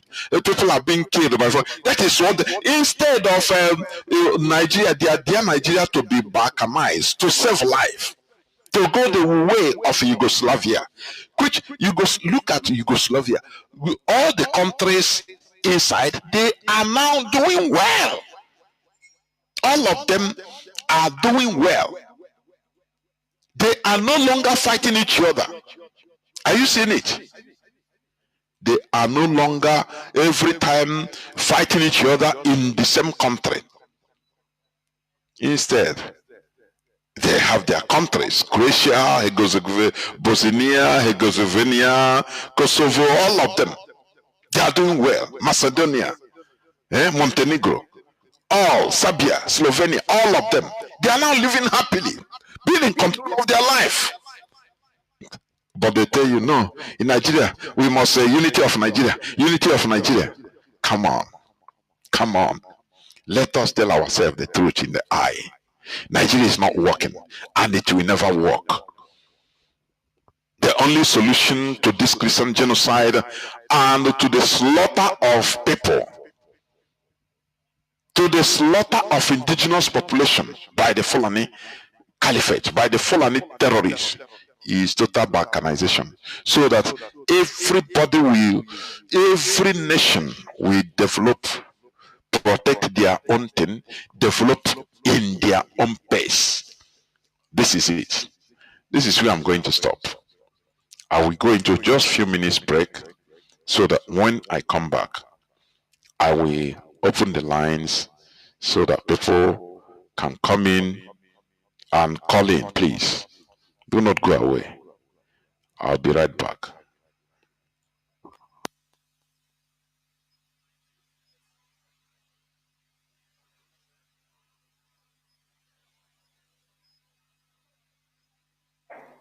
Why must a group of people now tell us that we must answer them? They are this, psychological, this and this. These other Nigerians that are holding peaceful agitation, peaceful nature, peaceful businesses, are they not Nigerians? Right. So if all of us become bandits, what will happen to us, Moses? Hold on. If all of us become bandits, will Nigeria exist? You can see how we clearly bring problem into ourselves, and we are now blaming America.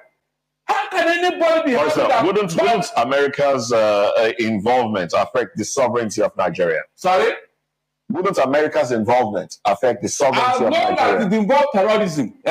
Terrorism in one state is terrorism all over the world. You remember at a point, America had to place a travel ban on some countries where terrorists are rolling. Yes, You remember? yes. Good. That will tell me that. So you are in support of America invading Nigeria. 100%. Guns are blazing. I said 100%. Since the government has refused to listen, and leaders have not been helping matters. Wouldn't that affect the sovereignty of Nigeria? You now have a sovereignty where terrorists are not telling you what to do, Abi. You now have a sovereignty where terrorists are on the dining table with government, telling government what to do, and leaders are supporting it in Moses. That will be my annoyance. Why would anybody utter such words? These are things you should frown at. Who brought them into Nigeria? Was Nigeria like this in 1999? Moses, please be sincere to yourself. Who brought them into Nigeria? What are they doing here? Why are they not in Ghana? Why are they not in the Republic of Benin? Please, why are they not in South Africa?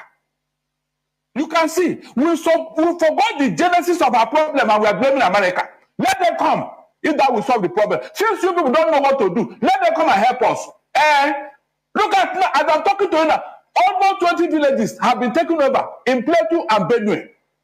Moses, who are those to occupy those villages? Are they Christians? The real Indians of those states are not in IDP camp, and they are the farmers in Nigeria. Can you beat that? And yet, everybody is not talking. So do you think if America gets involved and then come to, in quote now, save Christians in Nigeria, do you think it will lead to an unrest between Christian and Muslim? Like the Sheikh has said, it might let Muslims turn against Christians we have tolerated enough. We have taken enough from these people. Leah Sharibu, as I talk to you now, a young girl is now in what? Captivity because of her religion. Moses, have you seen any Christian group that have kidnapped any Muslim girl because of her faith?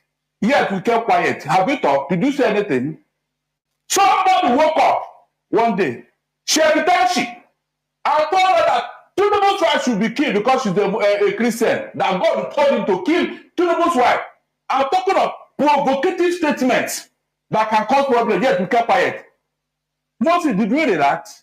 Did you say anything? Is it not hard to show tolerance? Okay. So why can't our Muslim brothers do the same thing? Sorry. So that Nigeria will live in peace. Before we come, sorry please. I want you to land on your thoughts. Yeah, they do the same thing. And see whether this place whether America will even look at us, not to talk of placing it on CPC. That's what we're saying here. It is because of the actions and statements of leaders that have caused the problem. They should not deny it. Yet they still want to blame us for what they have caused. They still want to blame us to Moses. How do you take that? Is that not any short? Right. You are talking of America and something, but you're insulting us. When you told us that, except you agree with the bandits, there will be no peace in Nigeria. Moses, can you beat that? And because of this statement, that's why Saudi Arabia could not tolerate you. They declared you persona non grata. Saudi Arabia, the seat of Islamic Caliphate.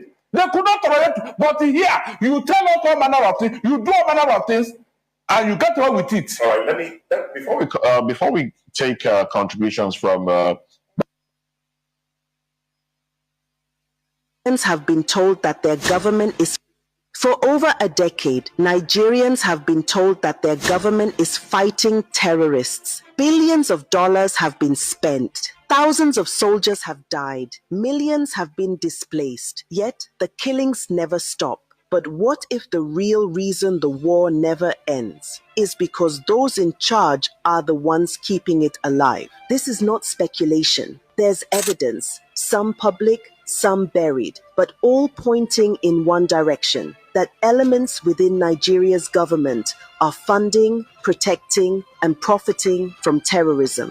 Let's begin with one viral video that many Nigerians have forgotten. A captured armed terrorist made a confession that should have shaken the country to its core. His words were chilling. I swear to Almighty God, the government is the one arming us. We Fulani don't know guns. We just sat down and they gave us AK-47s. Those words came from a fighter on the ground, not an opposition politician. That single clip, dismissed by officials as propaganda, aligns with reports from both military insiders and international observers. Former Defense Director Major General John Enenche, retired, and security analysts have publicly said that the Nigerian government knows the sponsors of terror but refuses to prosecute them. A 2021 Punch report quoted retired Navy Commodore Kunle Olawunmi saying, "They know the names of the sponsors." The Department of State Services, DSS, has the list, but the government lacks the courage to act. This confession wasn't new. For years, Nigerian security officials and insiders have quietly said the same thing,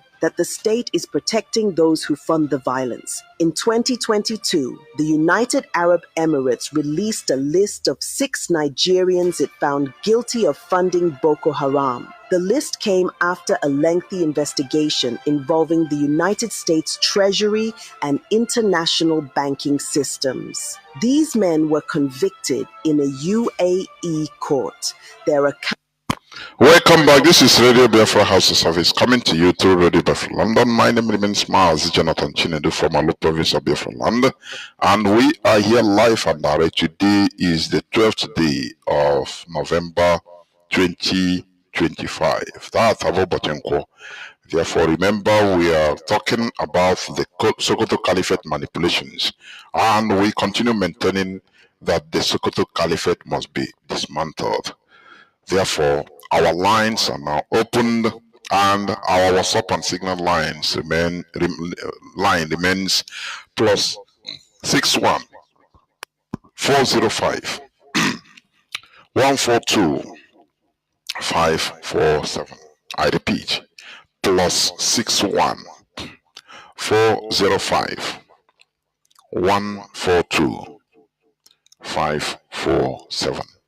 I repeat once more, plus 61 405 142 547. I have a caller on WhatsApp, please. Caller on WhatsApp, you are the first caller. Can you hear me? Please go on. Mazi, good afternoon. There, Mazi. This is John Cruz calling from Canada. Again. Mazi, first of all, I want to appreciate you for your name.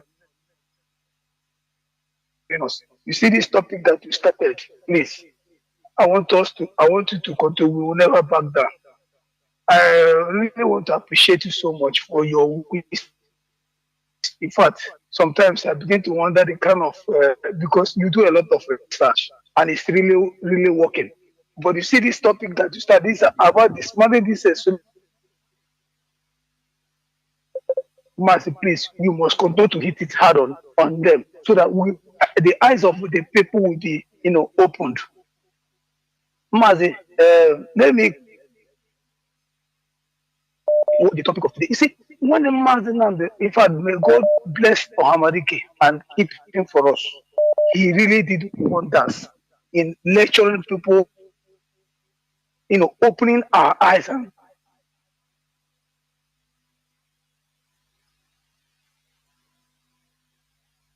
Mazi, you see some of these some people, when Mazi Kanu started, I can remember when people were just saying that we are calling us miscreants. Do you know, assuming that we back down, maybe because of the regulatory names they are calling us, because those things they are doing just to weigh us down. They were calling IPOB miscreants. Is this problem? Now it's no longer miscreant. Do you see? So please, I will encourage every IPOB member to continue. Let us, like I remember some people that are engaged when I was in Nigeria, they were telling me, can't IPOB form a political party so that they will join us. These are intellectuals. They are the people. Even look at now, all of them have come out now to write to make all manner of comments, even in the social media space. That is why whenever I see all of them writing nonsense, I'll go there, I'll engage them because they are trying to change the narratives. So please, we will not allow these Igbo intellectuals to weigh us down. no matter the names they are calling us. Because now, if people think that we are not at war, Mazi, we are really at war with our enemies. You see all this social media banter that is going around now. These are where the war lies. So every IPOB member, we should not sleep. Let us not be weary because this is the time. This is the time. Let all of us join hands. Anywhere you see any comment against IPOB, go there. Make sure that you change that narrative. Make sure that you educate them. That is why they cannot stand us. I'm really happy for this barrister Dalenti. He really dealt with that Ishegumi. He really dealt with him with superior argument. Trying to make people to understand. Do you see how they are moving about trying to change the narrative? Maz, please let every IPOB member. I am urging everybody so that our leadership, in fact, bless them. If not for this kind of thing, there is no name they have never called these people. See, they stood their ground. I want every IPOB member to look at our leadership fully well, knowing fully well that what they are doing, they are at the right track. They have never wavered. That's what all the whole challenges they have seen. That is the time. This is the battle. We are in the real battle now. Everybody should not stagger. Everybody should not stagger. Mazi, this topic that you started, please, we must continue. In fact, let us put fire on this dismantling of this Sokoto Caliphate. In fact, do more research so that you've been bringing out, writing it in social media. We follow you on social media so that we'll be sharing it, so that everywhere, both in X, all of us, let us begin to share those things so that people will open the people's eyes. They will know what is happening. Mazi, I will stop here so that other people will also contribute. God bless you so much for all the lectures you have been giving. In fact, any day that that you are not on air, in fact, I'm not happy. Even as I'm talking to you now, I'm at work. Still, I'm putting my earpiece to follow the lectures of today and to listen whatever that is happening.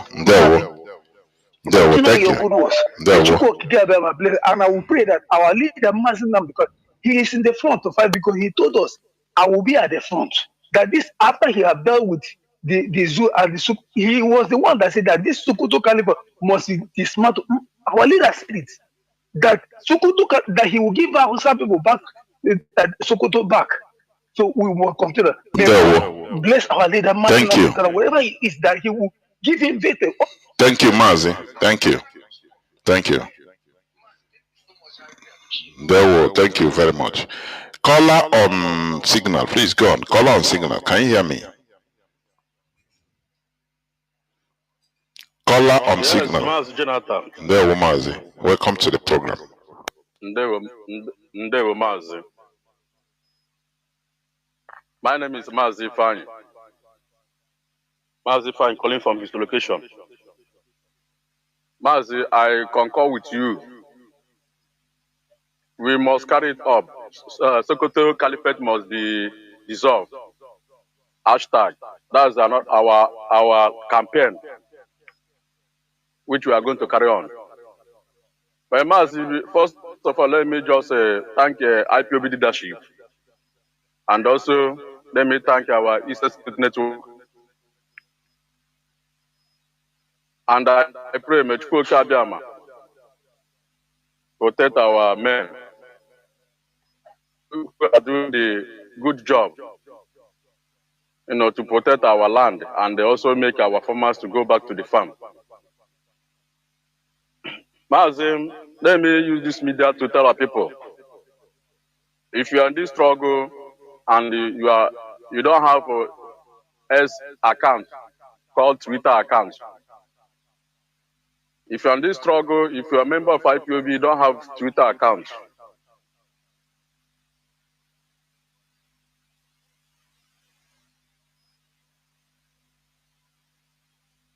Mazi, are you still there? We are not doing well in this struggle. You better change and do the needful, because our leader know why he inaugurated a day called the Tuesday Twitter campaign. So I want to advise our people, let's go there and do the needful always. Also, let me use this opportunity to tell Biafrans worldwide, support IPOB leadership for your good protection, for the protection of your farmland, for the protection of your ancestral home, and also for the protection of our heritage. Mazi, look at it, the Nigerian government trying to ban the indigenous language. All this initiative, all this plan is handwork of Britain. Britain, they are the people that are pushing them. How can you ban indigenous language? Mazi, go to other countries like Japan, South Korea, all those people are dealing with their indigenous language. In the sense that when you go there, you want to speak to even a government official, he will be using his language to talk to you. If you don't understand it, go and hire another language. But that's the indigenous language. Now, Nigeria want to ban indigenous language. And it's our people, Mumu. You will see our people now in their various school teachings. You will see them, they will start, molesting our people, trying to tell them that vernacular is forbidden, that they can never speak vernacular. Because our people normally be pushed like a he-goat who don't have stand. Now, this kind of law now can never be implemented in the northern side. Even Yoruba man can never implement this law. In other words, when you speak to Yoruba man English, you go tell you say, everything don't finish.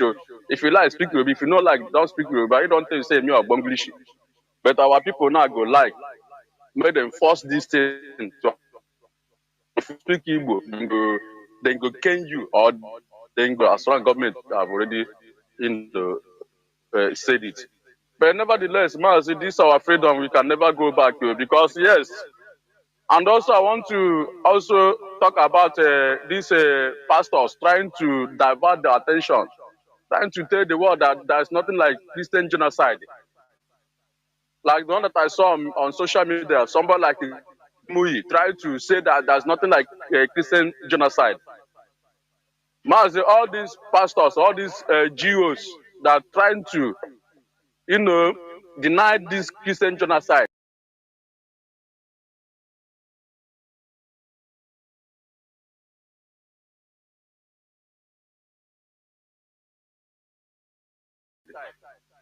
Mazi, I suggest all of them are the same. They are and they are putting in the same plan. Stop.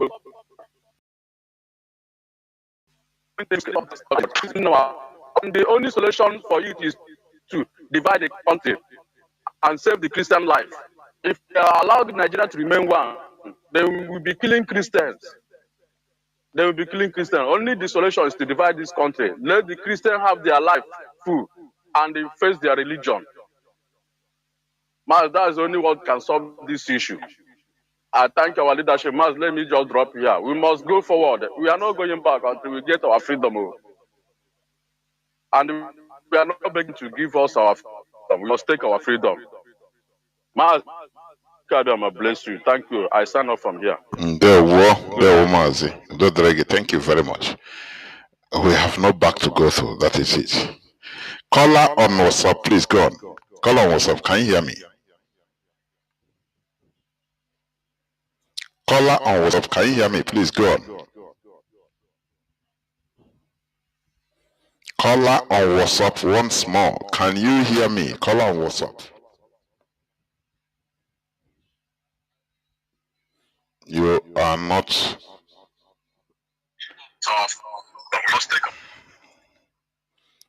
Caller on WhatsApp, please go on. Can you hear me? Mazi Scavenger.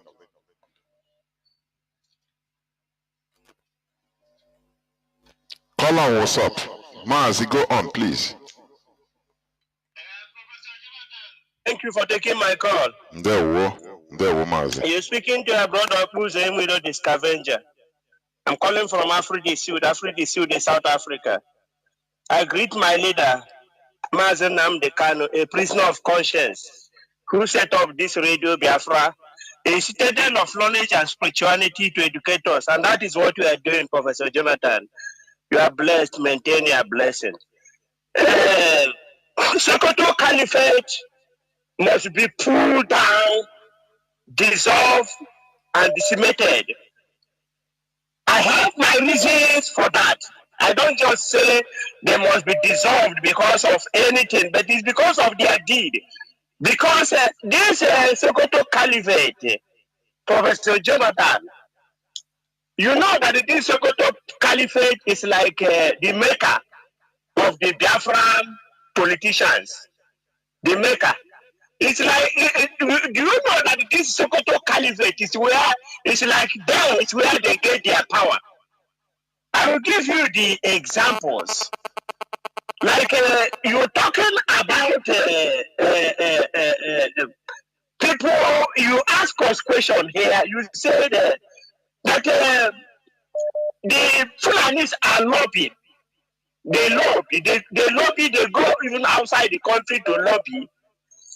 And in the same Sokoto Caliphate, the sultan of Sokoto, did you know what he told Nigeria? He said that this Boko Haram, that they're not fighting against people. They are not, even the people they are killing is not enough for them to be killed. That they are not enough. He said that so this Fulani, these Boko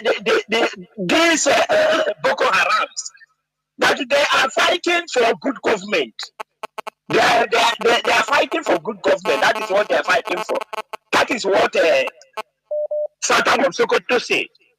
And Gumi himself said that these terrorists that they are killing, the people they are killing, he accepts that they are killing, they are raping, they are doing all manner of things.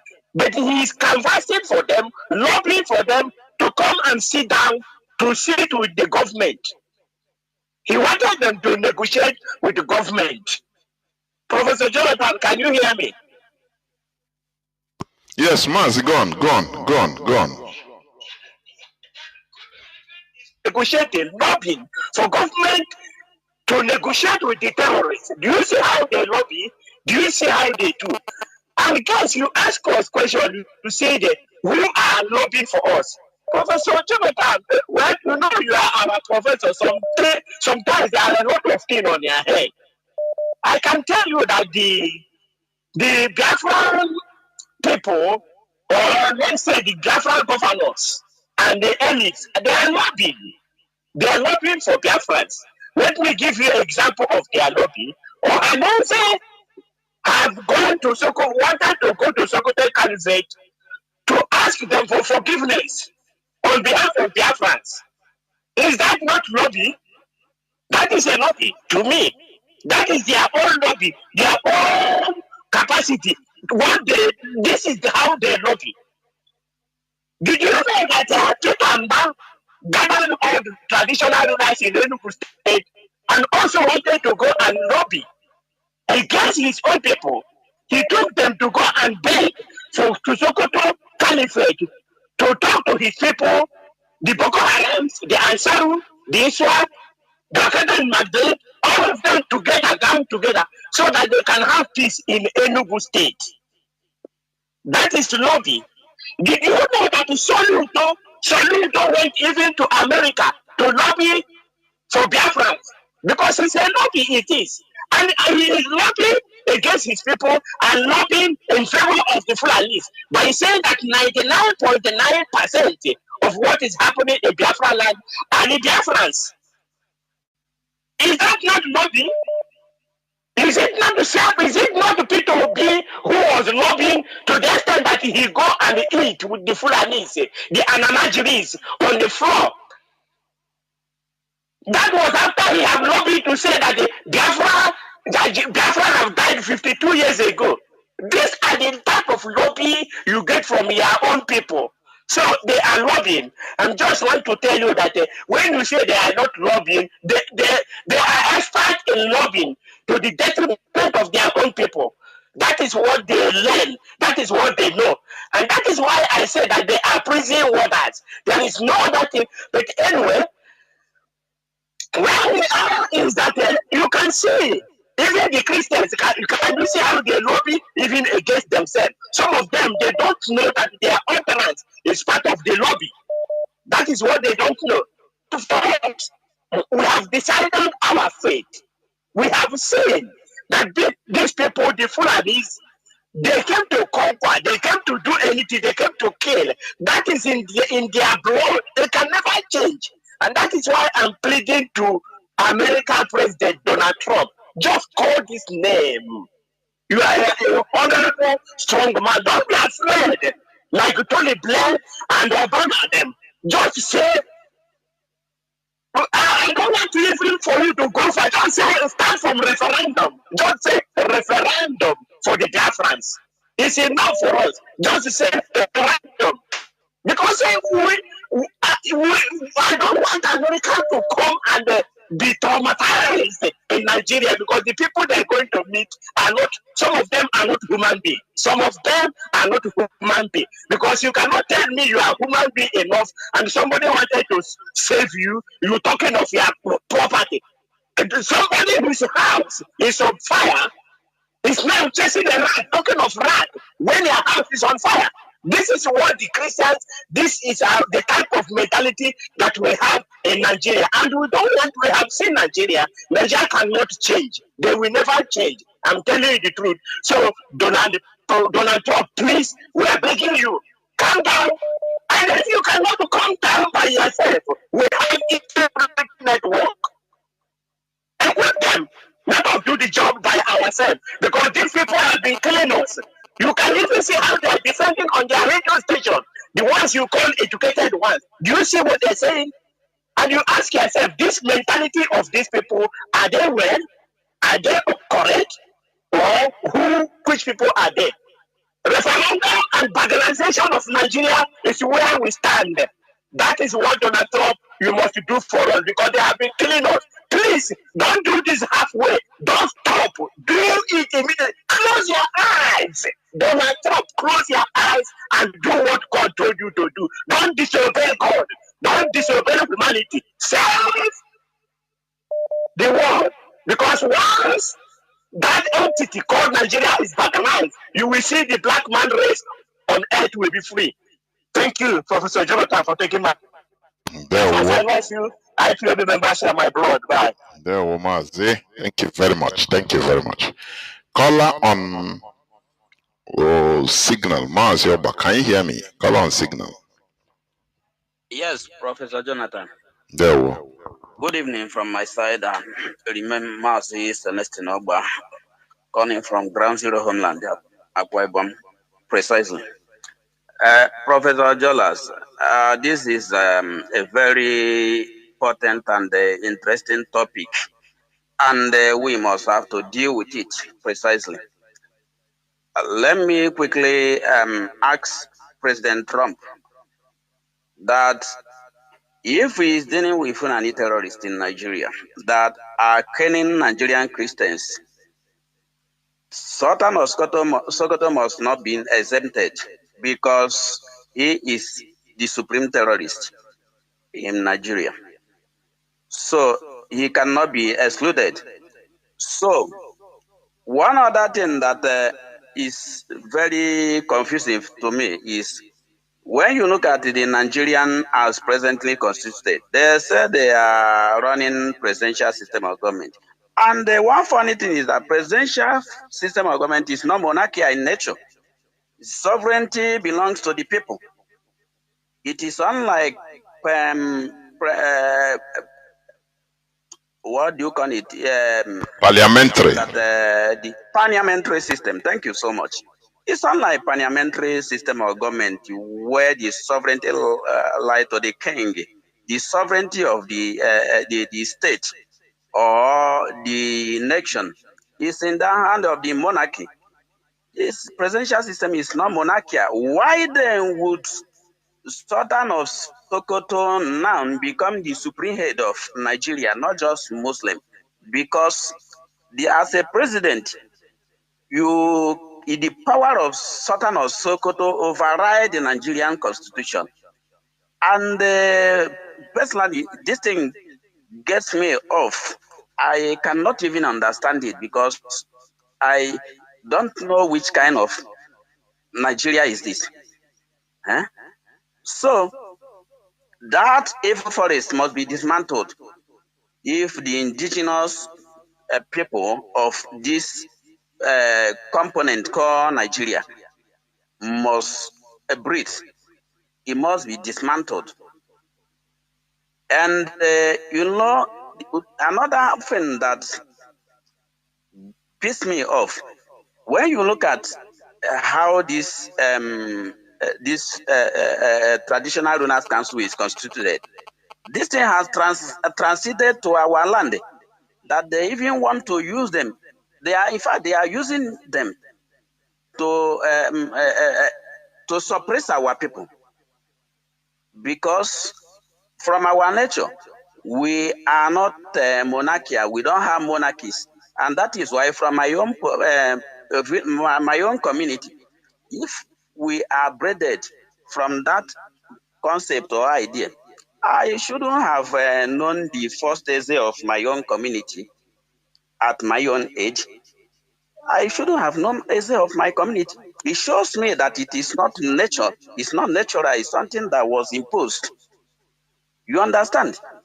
So all these things are things that are happening, and that is how they want to control us so that we cannot rise.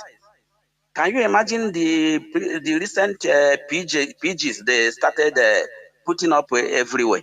What kind of nonsense is that? It is a tool for subjugation. It is a tool to intimidate the people into total submission. And you cannot talk about this thing without relating it to Sultan of Sokoto. He is the supreme head of all the traditional rulers in Nigeria. And you've seen that they even want to legitimize it in their Senate. So what we are saying is, President Trump is intervening so that the killing of the Christians in Nigeria will stop. That is the hashtag Christian genocide, because it continues. It is happening every day. Even today, it happens. So he must not leave Sokoto Caliphate untouched, because that is the evil forest that protect all these impunities. It is the evil forest that established blasphemy law. So if he is not responsible for it, he would have uttered word against it. Can you imagine an Islamic lawyer in Supreme Court arguing and warning the judges that if they dare try to send the guy free, that he will be executed because he insulted the Muhammad? In a Supreme Court of Nigeria, in a secular state, Professor Jonathan. Can you imagine such kind of rubbish? So what we are saying is the only option for Nigeria is total balkanization. Balkanize Nigeria so that whoever that cares to practice any kind of religion will practice in a region where you are, whenever you cross it to the other region, you respect that person's law. And that is the only way we can move and develop organically. As we are yoked into this quagmire, we can't make any move away, because it is like a force of gravity that is pulling you down when you are trying to climb up. And that is what the Sokoto Caliphate is doing to the indigenous Nigerians. Let me so to say, because for us, we don't have Nigerian. Afro Abafemi Yawono will say it's a mere geographical expression, and that's what it is. So that must be dealt with. And Professor Jolas, in the absence of it, I will just allow other comrades to make their input. Biafra remain our religion. Here in Radio Biafra, we shall keep the to preach the undiluted message of freedom, because that is our message as long as Biafra remain our identity. Thank you so much. Almost say Biafra. All hail Biafra. There, Mazi. Thank you very much. Caller on WhatsApp, please go on. Caller on WhatsApp, can you hear me? Caller on WhatsApp, please go on. Can you hear me? Caller on WhatsApp, please go on. Caller on WhatsApp, once more. Can you hear me? Please go on. If you are wearing any Bluetooth, remove it, because your voice is not coming out. No. This is the second time. Caller on WhatsApp, can you hear me? Please go on. Caller on WhatsApp, please go on. Can you hear me? There, please go on. There were my fellow Biafrans and lovers of freedom, and everyone who's listening to me. My name is Idara Oku, and I'm calling from my location. Welcome to the program. Educative time for people who have been watching the affairs of this entrapment we call Nigeria. On the issue of the removal of foreign languages in Nigeria, honestly, Mazi, I just heard it from you this evening. I wasn't aware of it. But it got me thinking that at this crucial time, why is the Nigerian government removing our local languages from the curriculum when a country like Ghana just made it compulsory for schools to teach, for schools at the nursery level and the primary level to teach children in the local language? It sends a very, clear message that while President John Mahama and his cabinet might be trying, maybe in a very mild manner to unburden colonialism and expansionism, Nigeria, that place, is not interested. They are going deeper and deeper. In 2025, I remember growing up in Lagos where they used to beat us for speaking our native languages. And today, it is still the same thing. It's very, very troubling. And anybody who understands what is going on should understand that these people are trying to emasculate us, emasculate anybody who is found in that contraption, and eventually Biafrans. Now, Mazi, coming to the issue of Wike and this young officer, to my own dismay, I have been seeing Biafrans, both even members of indigenous people of Biafra and people who don't know themselves, who call themselves Nnamdi or Biafrans, praising this young man because we are too emotional. We don't critically analyze things. We don't use our frontal lobes. So anybody who attacks someone we perceive as an enemy becomes our friend. Mazi, I don't believe that is always the case. In this particular case, I disagree with the young officer for as much as I disagree with Wike. Personally, I believe that Wike is a scoundrel. He's an evil scoundrel. So he deserves every single thing he got from that young officer.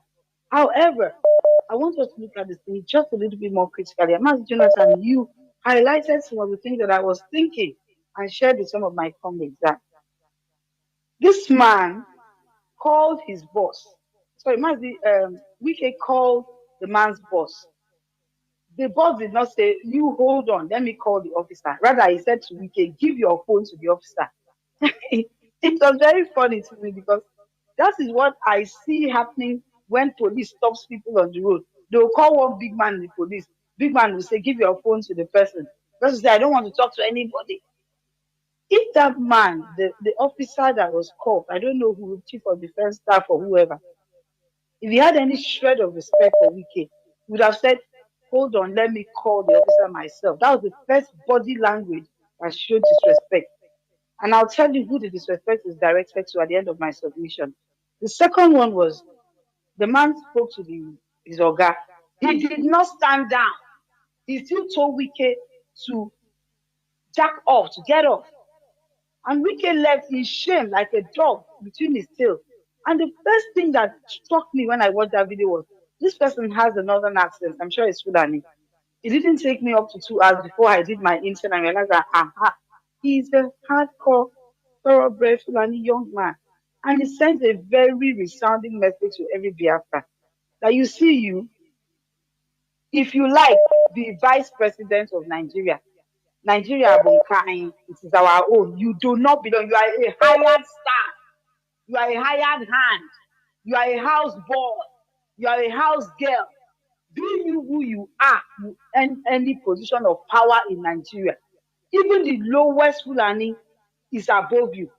Okonje Iweala, Joe Ibokwe, anybody serving the Nigerian government in any way, shape, or capacity. So let us not be quick to celebrate this man. I remember when I was, into Nigerian politics, and I used to think that El Rufai was speaking for me. El Rufai, Mazi, imagine El Rufai. Tomorrow, this Officer Yerima, he's going to be whether president or Sultan of Sokoto or, I don't know, some Zamfara state, Sultan of somewhere. And we are here celebrating him. Biafrans, time for us to be wise. Nigeria can never serve you. Nigeria is not for you. It wasn't created for you. Have sense, gather sense. If you don't have some, borrow some. Ndewo Mazi Jonathan, thank you so much for this opportunity to speak on your program, sir. There were. Let me see. I want to say something on what you said, Wanda, because for me, I'm not celebrating the man, but we analyze issues according to current affairs. What is happening? Wike represents an arrogant politician. That is it. Imagine that it is not maybe the person is maybe of Igbo origin, that boy, because the boy's name is Yerima. Yes, his father is a retired 3-star general. Yes, Yerima is a Northerner. So I understand your point anyway, but sometimes you have to choose and make analogy according to what is happening at that time. It's not about Nweke, he is a very proud, loud animal. Nweke is an animal. I say Nweke is an animal. I never have a single pity on somebody like Nweke. I don't care. So it's not about being Fulani or but there is something there. The boy is a disciplined soldier. Yes. And what you said, you are also correct. That it doesn't matter you. He's so weak as Nyamiri. Yes. That is why I say it serves him good. He saw him as in Nyamiri. It doesn't matter he's a governor of capital, Nigerian capital, Abuja. He doesn't care. Because it doesn't matter. Deny Igbo. You know why Wike is given that post or continues to grow politically? Because of his public denial of his identity. So there is no way I can pity Wike in any way, in any guise. I will never do it. I say I will never do it. It doesn't matter. He has this thing with Fulani. Let me tell us something. Do you see what we are not fighting ordinary Fulani people? For your information, IPOB is not fighting ordinary Fulani people. We are fighting that their ideology and their mentor, the purveyors, the promoters of all those ideology, like I'm saying, is the Sokoto Caliphate. We are fighting that ideology, that mentality. If you're a Fulani person, you are doing business in our place, yes, no, we have no problem with you. It's an ordinary Fulani, because there are many ordinary of them that are doing their normal businesses in cities. For your information, So it's not about. I don't want us to dissonate because even when it comes to tribalism, I can never even defend Wike. Wike is not my brother because he denied his identity openly in order for him to get where he is, and he is humiliated. Why should I defend him? Why? Why should I defend him? He said he came from Biniabi, he came from Varandapo. Let him go to hell. He killed our people. Like there is no single way I can defend Wike in this world, in this life, even in the life after. Because I see him as the same way I take Sheikh Gumi is the way I take him. Personally, honestly. So I see the boy as this Nigeria is a zoo. It is clash of clash of the titans. The reason why there is no so-called accidental discharge is because all of them carry guns. Imagine that Wike was dealing with ordinary people without gun. He would order his people, they will shoot. These are animals, for goodness sake. These are animals. I don't see them as human beings. They are animals. Wike is an animal. In this world and in the world to come, I will never defend Wike. Wike is a complete animal. The way he do things, the way he talk, the way he speaks, he met the boy humiliated him. I love it. They don't know how to do things. That's why I say even Igbo people, they don't know politics. He doesn't even know how to save face. He called the chief of defense staff, and instead of telling the man, call your boy, I'm here. Instead, the man told him, give me your phone the same way when you are stopped in by all these police and or anyhow, you say, okay, you call, you call maybe your contacts in the military or your brother or your uncle in the military. Say, Dede, see how they are dealing with me, I beg. He say, okay, pass me. Who is that? Pass me phone. You will pass him phone and he will introduce you, say, hey, that guy is my boy. Okay? Leave him to pass. Don't do anything to him. I am so person. I am Brigadier so please just leave him. It's an order. That is what Wike try to do. To his shame. So why will I support an animal like that? And that doesn't know how to even respect himself. Somebody like that, immediately he went there, he shouldn't even be confronting that person. After all, he should have order. That's why I say Nigeria is a complete zoo. Before going to this issue of land, our people, they don't understand. That's why I say they don't know politics. They don't know what Nigeria means for them. They thought that they have the same caliber, the same right with the caliphate. They don't. When time reaches, they bring them down. They publicly, show them another thing. They disgrace them publicly. Wike was completely disgraced. He was thinking, he's a butterfly, thinking that he's a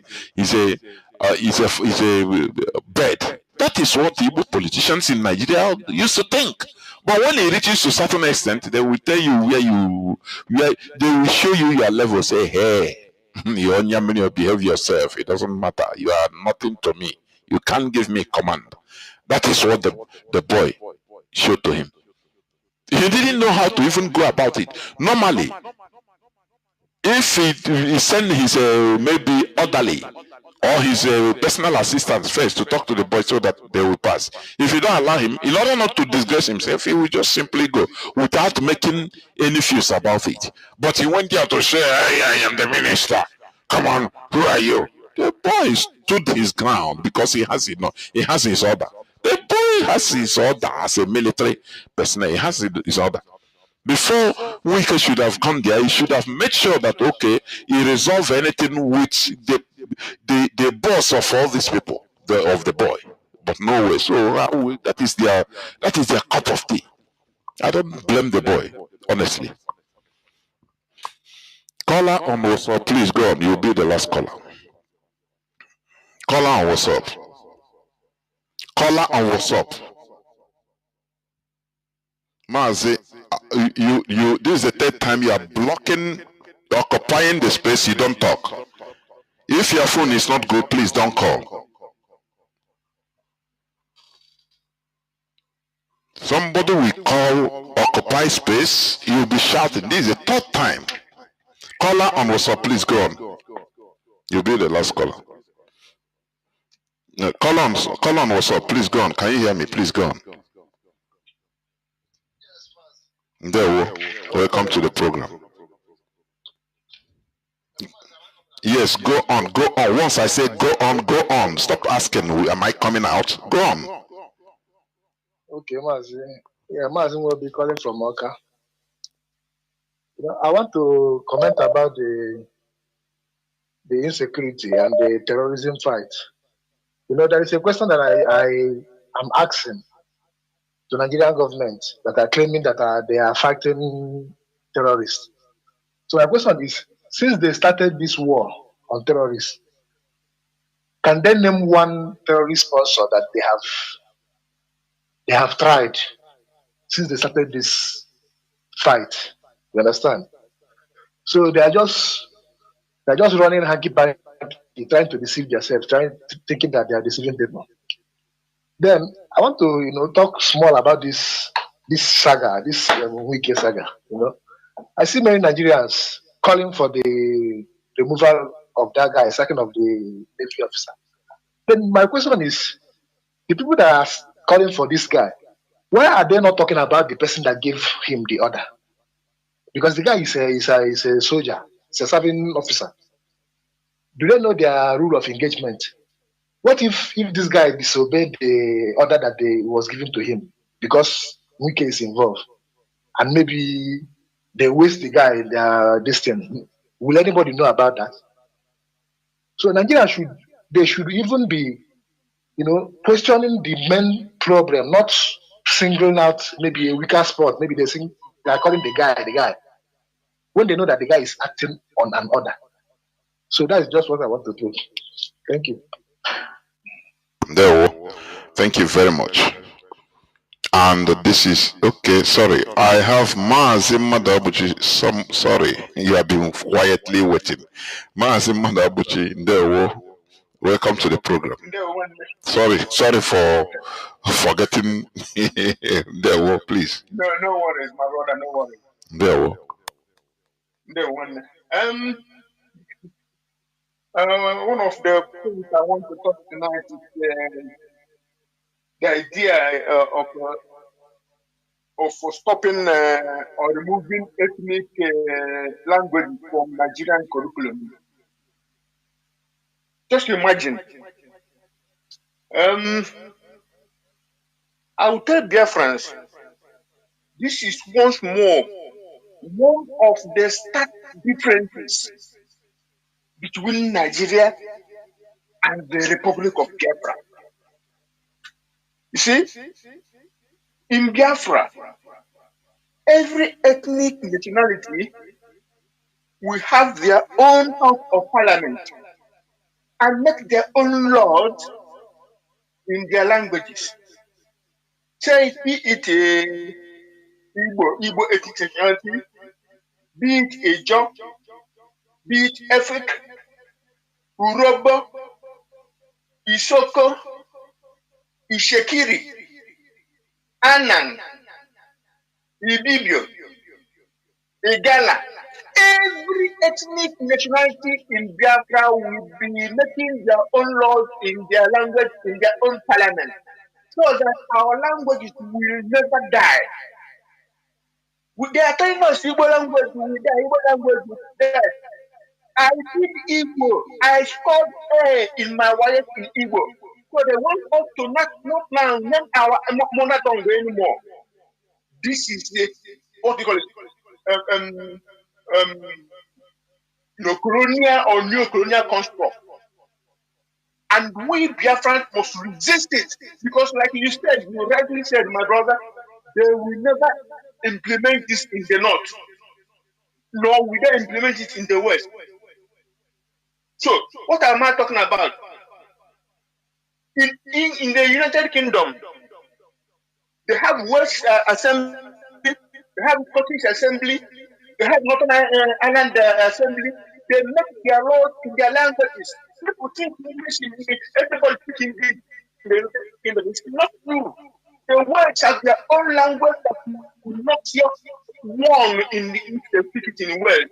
And those have Celtic sports and the Northern Ireland, they have their own version of English, etc. But what I'm saying here is that our languages, our ethnic languages in Biafra will never die, and we make sure of that, and that's why everybody should join hands and let's restore Biafra, so that we speak our language and maintain them.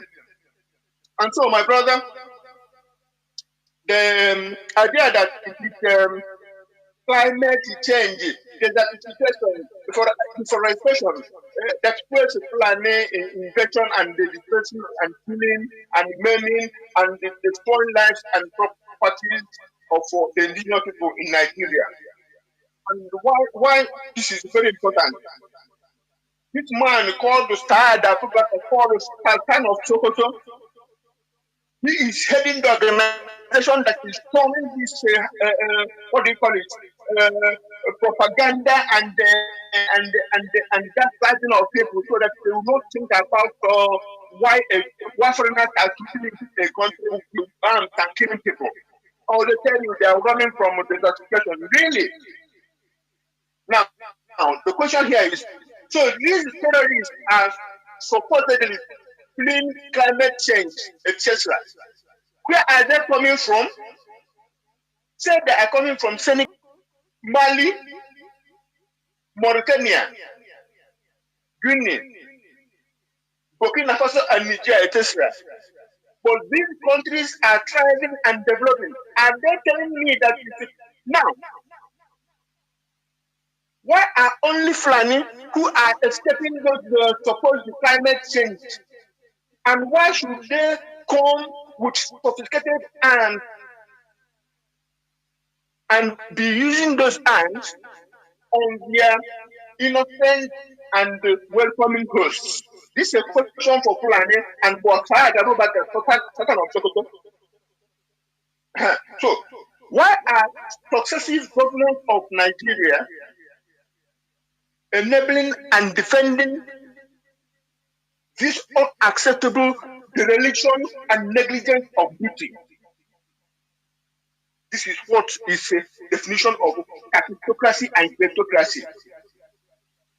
The question to Chinedu regime, when will they displace people living in IDP camps or refugee camps, because they are real refugee camps, but the Christian live in IDP camps, so it sounds different. When will these people go back to their homes? Why is it why is it not a priority for this regime?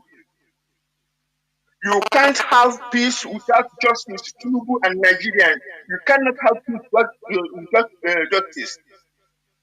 People in these refugee camps must go back to their homes. And then we Biafrans must have our referendum to leave Nigeria. That's all we want from you. We don't want to run language. Don't go 20. We want Biafra and the referendum to go home in peace and in democratic way. Let's support our leadership, the director of state. Let's support the Eastern Security Network, our vigilante. Let's join hands together and restore Biafra. God bless Biafra. Thank you very much.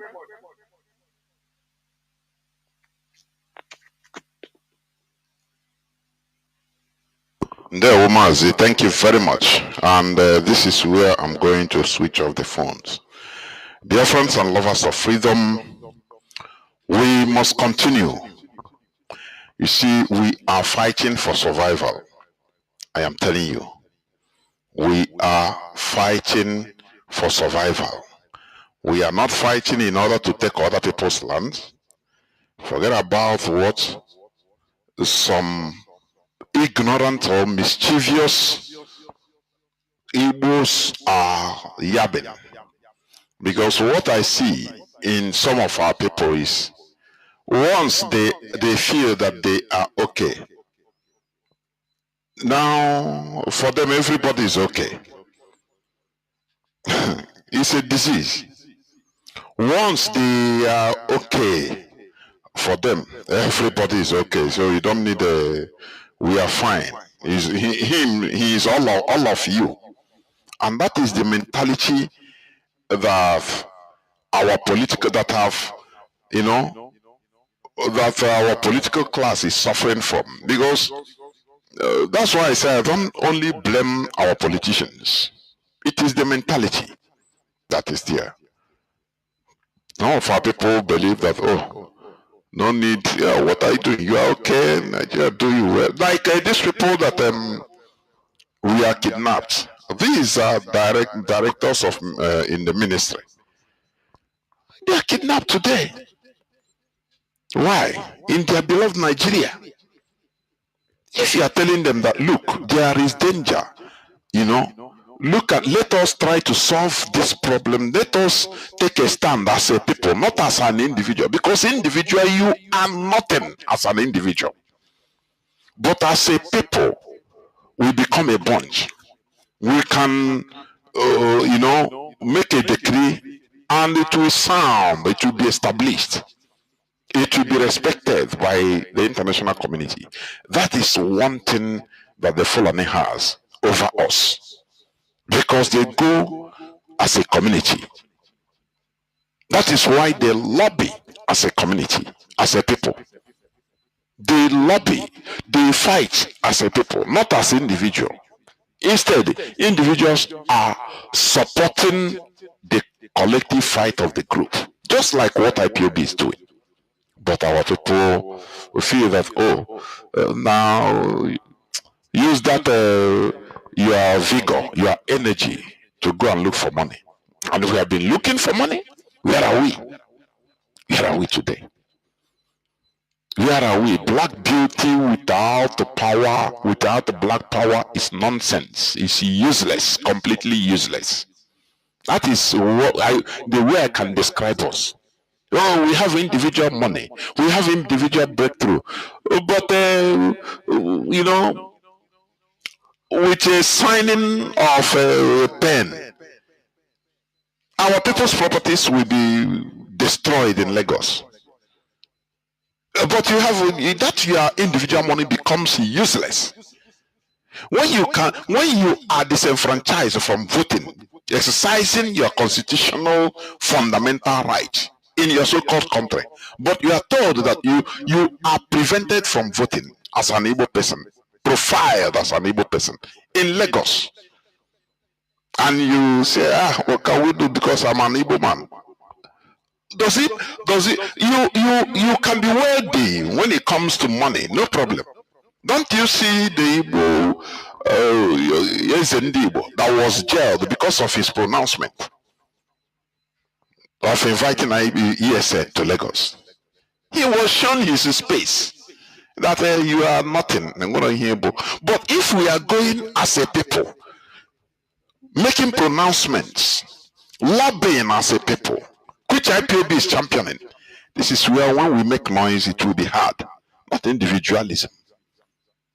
Not individualism.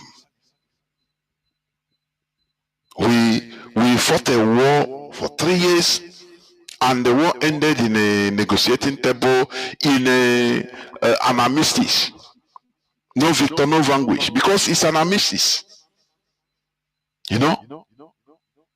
And there were conditions, terms and conditions that were agreed on before the surrendering of Biafra to continue being part of Nigeria.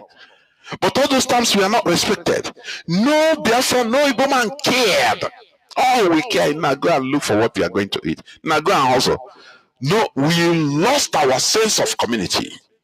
And that is why we are here today doing the same thing that should have been done many decades back. We are back to the status quo. So, a word is sufficient for the wise. This Christian genocide is real, and we must continue escalating it to the highest. The only solution is balkanization of Nigeria. Otherwise, there is no way you can join the divergent core values to stay together in one country. It didn't work in Yugoslavia. Why should it work in Nigeria? Because of divergent values, ethnicity, nationalism of different tribes. Yugoslavia was the solution. They saw that there is no way these people can live together because of ethnic animosities. It has been going on in Nigeria for many decades. They continue forcing, say continue. No, one Nigeria, defend one Nigeria. As if Nigeria is natural. No, Nigeria was created only in 1914. It's an artificial country. The same way Yugoslavia is defined today. Go to Google and type about Yugoslavia. You see that it is defined an artificial country. But during the time of the existence of Yugoslavia, they didn't define it like that. But it's no more. That's why. So Nigeria today will be defined as an artificial country tomorrow. Once it's divided, because they know. The international community, they know. The West, they fully understood. They are just playing pranks. They are patching. So that to continue exploiting the resources in Nigeria. So that tomorrow if he finishes, they say, okay, you people can divide, no problem. Our separation, the division of the balkanization of Nigeria will bring peace and tranquility, and it will even promote business, international business, between Biafra, Nigeria, Odudua, and other international communities. It will be a win-win situation. That is where we stand. Otherwise, if Nigeria continues existing, the killings, the killings, the terrorism, the Christian genocide will continue, will worsen, and the killings will be exported internationally. I am telling you, because the caliphate will continue looting the fund, we continue taking the money, stealing our resources in order to finance their terrorist decolonization of the indigenous people through Islamization. That is why I continue saying that the Sokoto Caliphate must be dismantled. Thank you for listening. Biafra remains our religion. Biafra remains who we are. Biafra is our ideology. For me, Mazi Jonathan Chinedu, from here, it is simply good evening.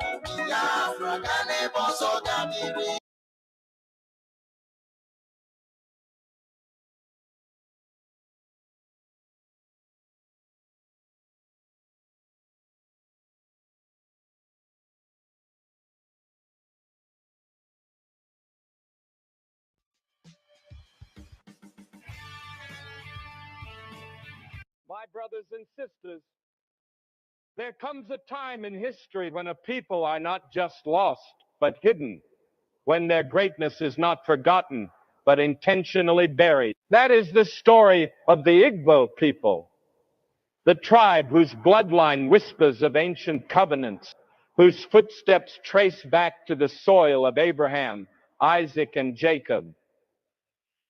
This is not just a story of Africa. This is a story of destiny, a story of survival, a story of the tribe called Israel, displaced but not destroyed. The Igbo Exodus is not a chapter written in the pages of your textbook. It is written in blood, in the cries of mothers torn from their children, in the drums that beat behind the silence of colonial lies. It is a spiritual trail of fire paved by a people who carried not just burdens, but blessings. A people who didn't just survive the flood of slavery and war, but walked on its waters like the children of prophecy. The world looked away while the nations scattered, but Africa watched, and among the scattered, a flame still burned in the hearts of the Igbos, one that no ocean could drown, no empire could erase, and no chain could silence.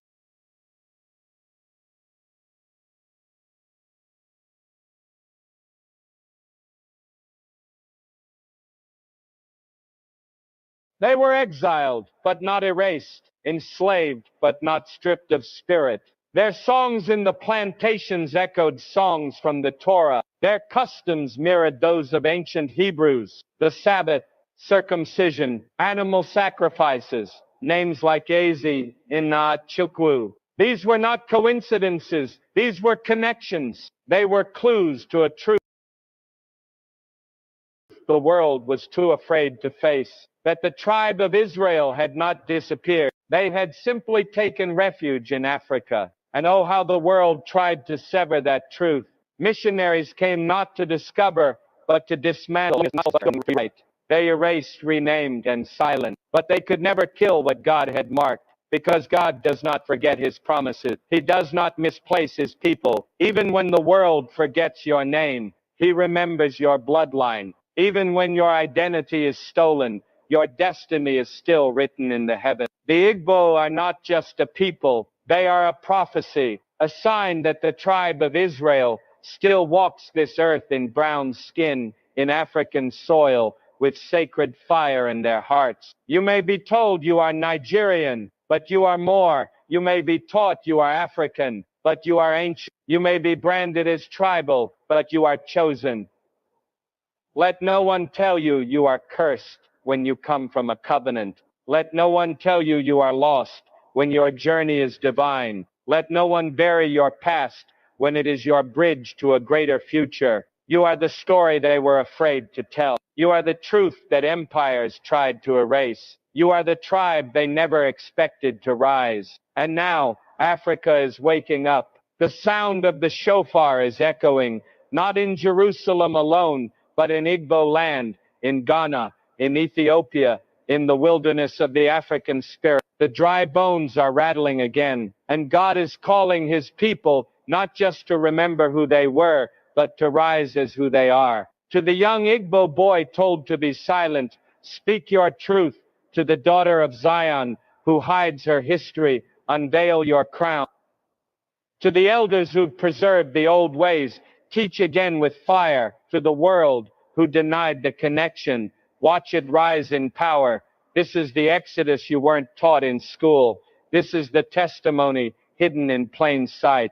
This is the cry of Africa's displaced nation. But they are not victims, they are vessels. They are not abandoned, they are appointed. They are not lost, they are being led home. And when they rise, not just a people will rise, but a prophecy will be fulfilled. This is the beginning of revelation. This is the awakening of a forgotten Israel. This is the return of the tribe that still walks with God on African soil. You may be displaced, but you are not forgotten. In a world that measures your worth by your geography, your passport, or your history books, it's easy to believe that being scattered means being lost. But that is a lie the world has told for too long. Just because you were torn from your land does not mean you were torn from your purpose. Just because you were exiled does not mean you were erased.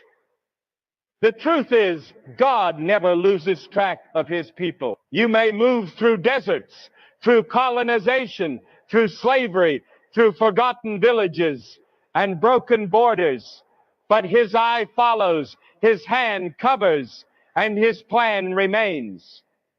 The story of the Igbo people and countless others across Africa is not one of defeat. It is one of divine delay. The scattering of a people does not stop the move of God. Instead, it sets the stage for a revelation. What man calls exile, God calls planting.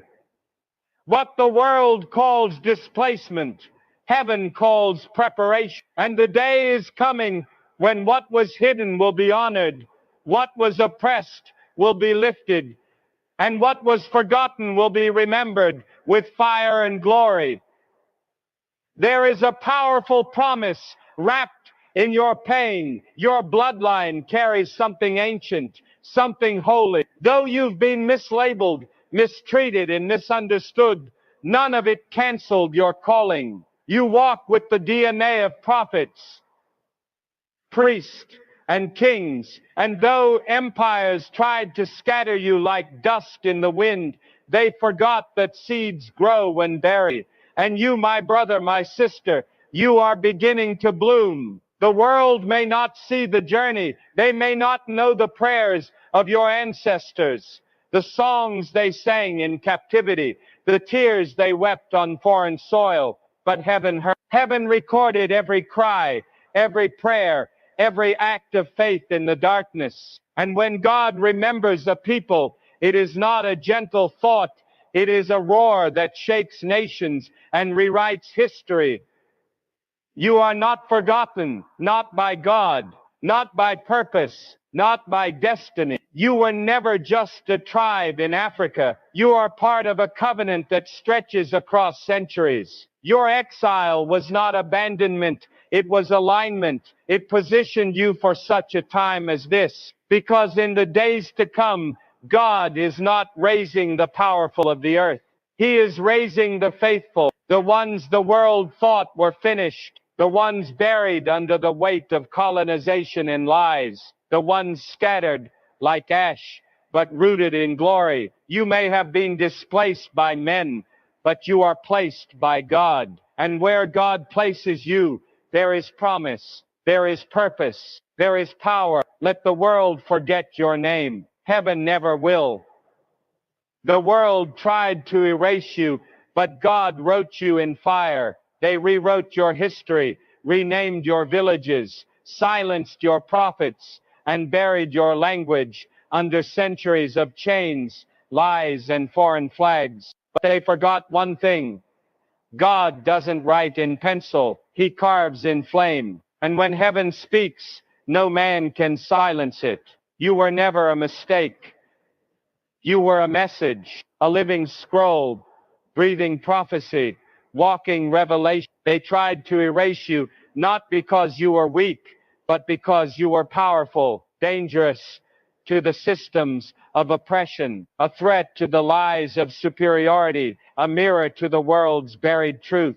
They didn't just want to conquer your land, they wanted to erase your memory, strip you of your name, replace your gods, rebrand your royalty as savagery. They couldn't stomach the thought that the people they enslaved once walked with the divine, once spoke in the tongue of priests and patriarchs, once carried the sacred torch of faith long before a European ever held a Bible. They tried to erase that truth because it disrupted their control. But what man tries to bury, heaven raises in power.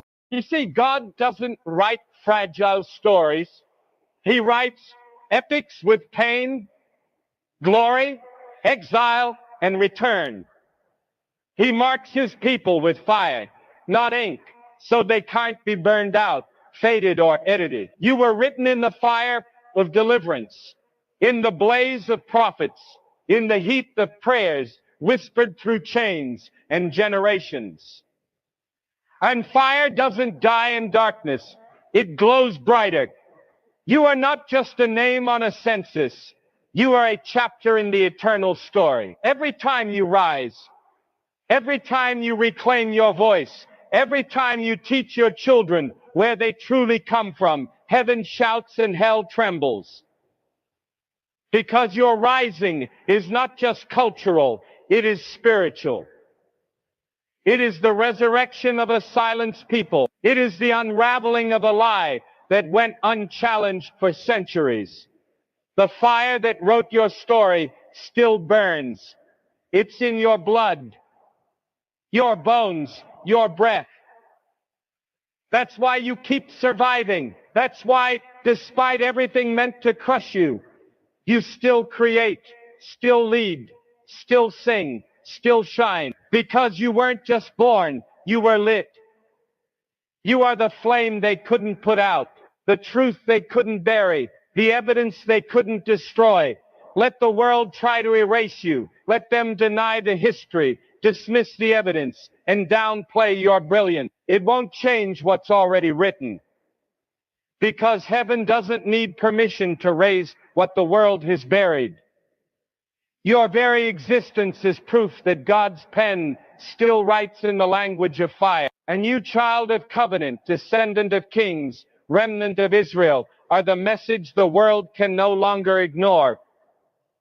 Bloodlines don't lie, because in the blood is memory, truth, identity, and legacy. History has been rewritten, manipulated, edited, and sold to the highest bidder. But no matter how many pages they tear out, no matter how many chapters they delete, the original text still lives in the blood of the people, and the Igbo are living proof of that. You can erase a name from a textbook, but you cannot erase it from a bloodstream. You can silence a voice in a courtroom, but you cannot silence the echo in the soul. You can colonize a land, but you cannot colonize the spirit of a people marked by prophecy. The Igbo are not just an ethnic group, they are a testimony, a spiritual DNA that cannot be hidden behind flags or borders or censored truth. When you trace the customs, language, spiritual practices, naming conventions, and family structures of the Igbo people, what you find are parallels that point to something ancient, something Hebraic, something sacred. Practices such as circumcision on the 8th day, the strict observance of purity laws, the honoring of one God, Chukwu, the naming traditions that often invoke divine attributes. These are not coincidences, they are fingerprints. And fingerprints don't lie. These marks are not merely cultural, they are covenantal. They are signs of a people who once walked in step with the Torah, who still carry within them the rhythm of a sacred past the world tried to bury.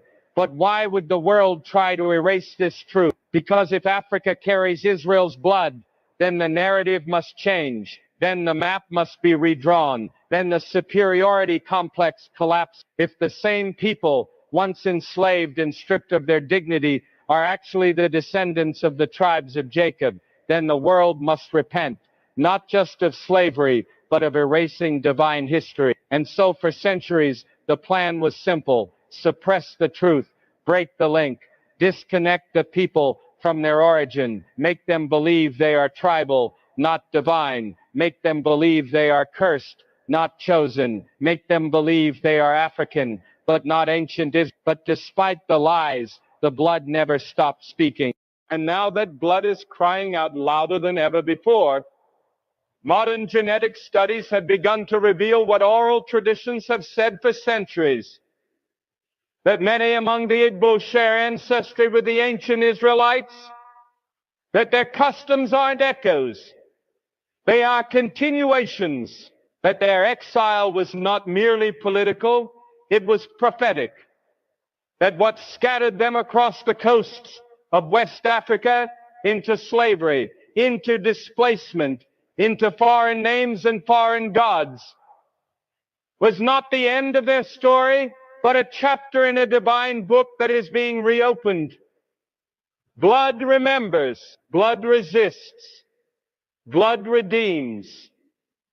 And the Igbo blood has endured captivity, colonization, forced conversion, and cultural erasure, but it still flows, still carries, still testifies.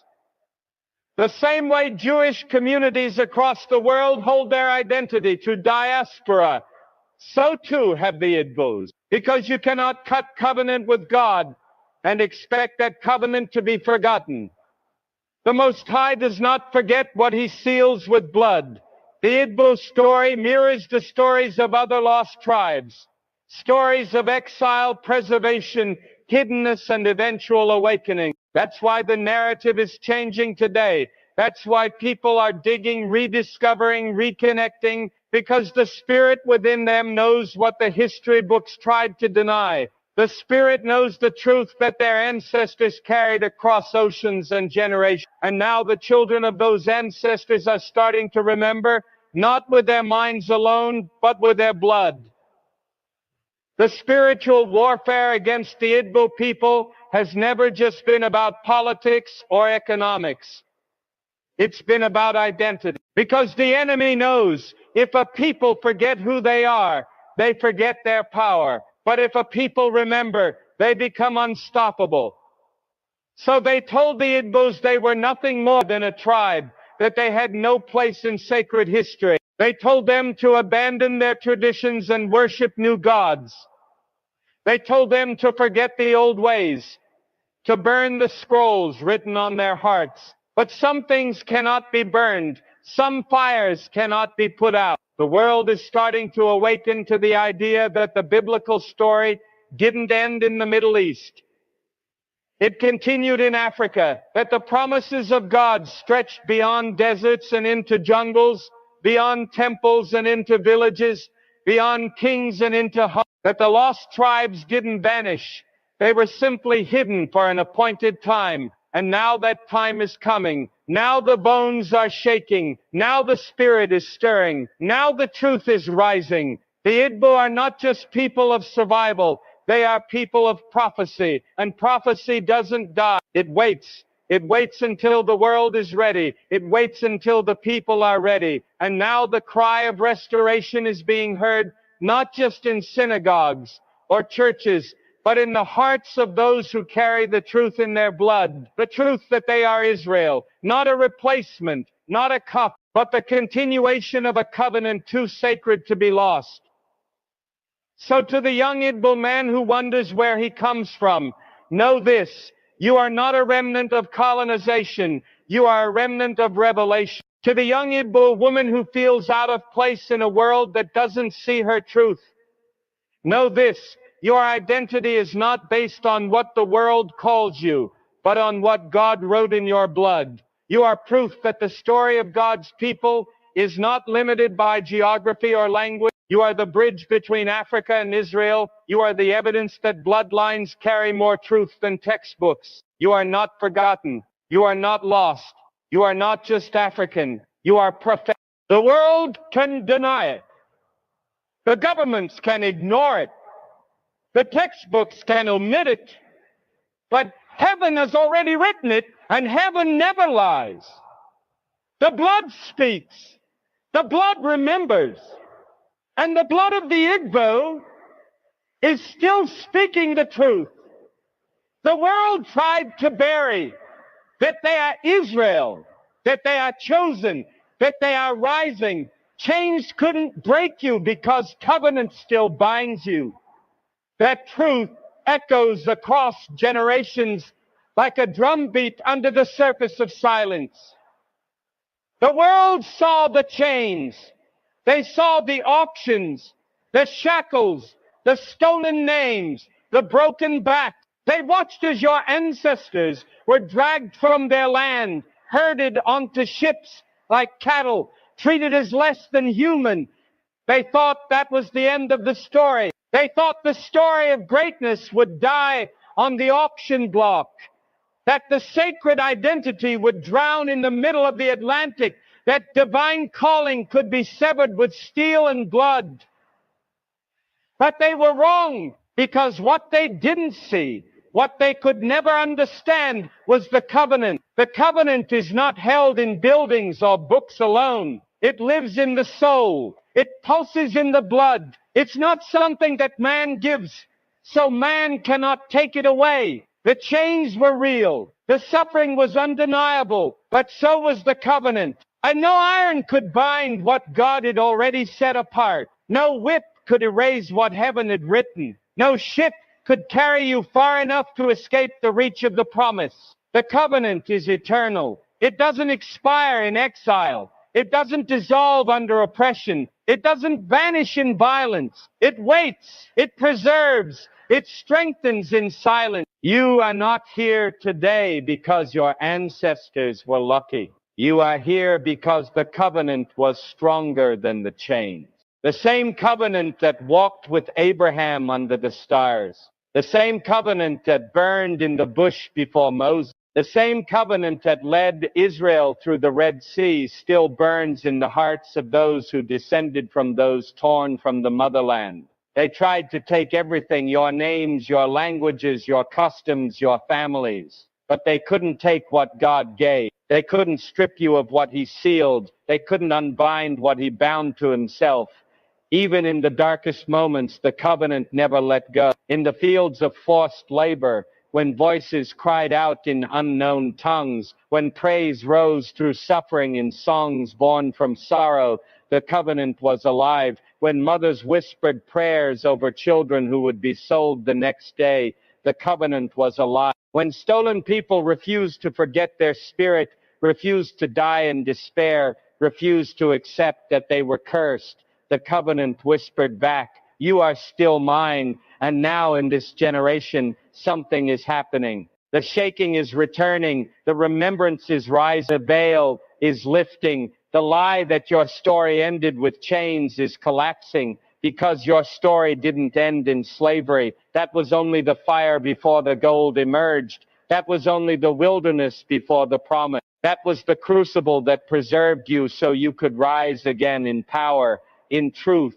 in restoration. You were not meant to stay broken. You were meant to reveal God's glory. You were not meant to be forgotten. You were meant to remind the world of what it tried to forget, that those whom God calls, no empire can erase. That those bound by covenant walk with a covering that defies time, geography, and oppression. The world broke your body, but it could not break your bond with heaven. Even when your people were told they were nothing, God said they were chosen. Even when the world branded them slaves, He called them sons and daughters. Even when colonizers renamed them, He remembered their true name. And now the truth is returning, not as history alone, but as revelation, a divine realization that the same people they tried to destroy are still standing. The same people they called cursed are still creating. The same people they displaced are now rediscovering who they are, because chains rust, but covenant doesn't. What has carried you this far is not chance, it is purpose. It is divine preservation. The same fire that preserved Daniel in the lion's den, the same cloud that led Israel by day, the same voice that spoke on Mount Sinai, that same force preserved your identity even when the world tried to rip it from your hands. Because chains can bind the body, but they cannot bind the soul that knows who it belongs to. And you, child of the Most High, belong to something bigger than what the world told you.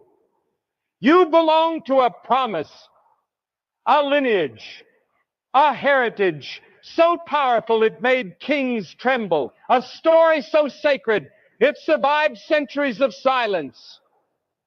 You are here not as the defeated, but as the delivered, not as a remnant of pain, but as a prophecy unfolding. You are the evidence that the covenant never broke. You are the living witness that God keeps His word even when the world forgets it. So don't walk in shame. Don't shrink in fear. Don't let the lies of history define you. You are more than what they said. You are more than the chains that tried to hold your ancestors down. You are more than the wounds you inherited. You are the continuation of a covenant that began with a whisper and now roars through generations. And that roar is calling you to rise. Rise into your identity. Rise into your inheritance. Rise into the truth that the chains were never the end. The world saw you as broken, but heaven sees you as bound to a divine destiny, to a holy legacy, to a promise that no power can stop. Your ancestors walked through fire, but they carried you through it. They didn't just survive, they preserved the promise. And now it's your turn to walk in that promise. Chains couldn't break you because covenant still binds you. The world will try again to make you forget. But this time, you remember, you speak, you stand, you reclaim, because you are not a victim. You are a vessel. You are not the defeated. You are the delivered. You are not forgotten. You are chosen. And chosen people don't beg for identity. They carry it boldly. The covenant is alive. It was never buried. It was never broken. It was only waiting for you to rise. The tribe is rising.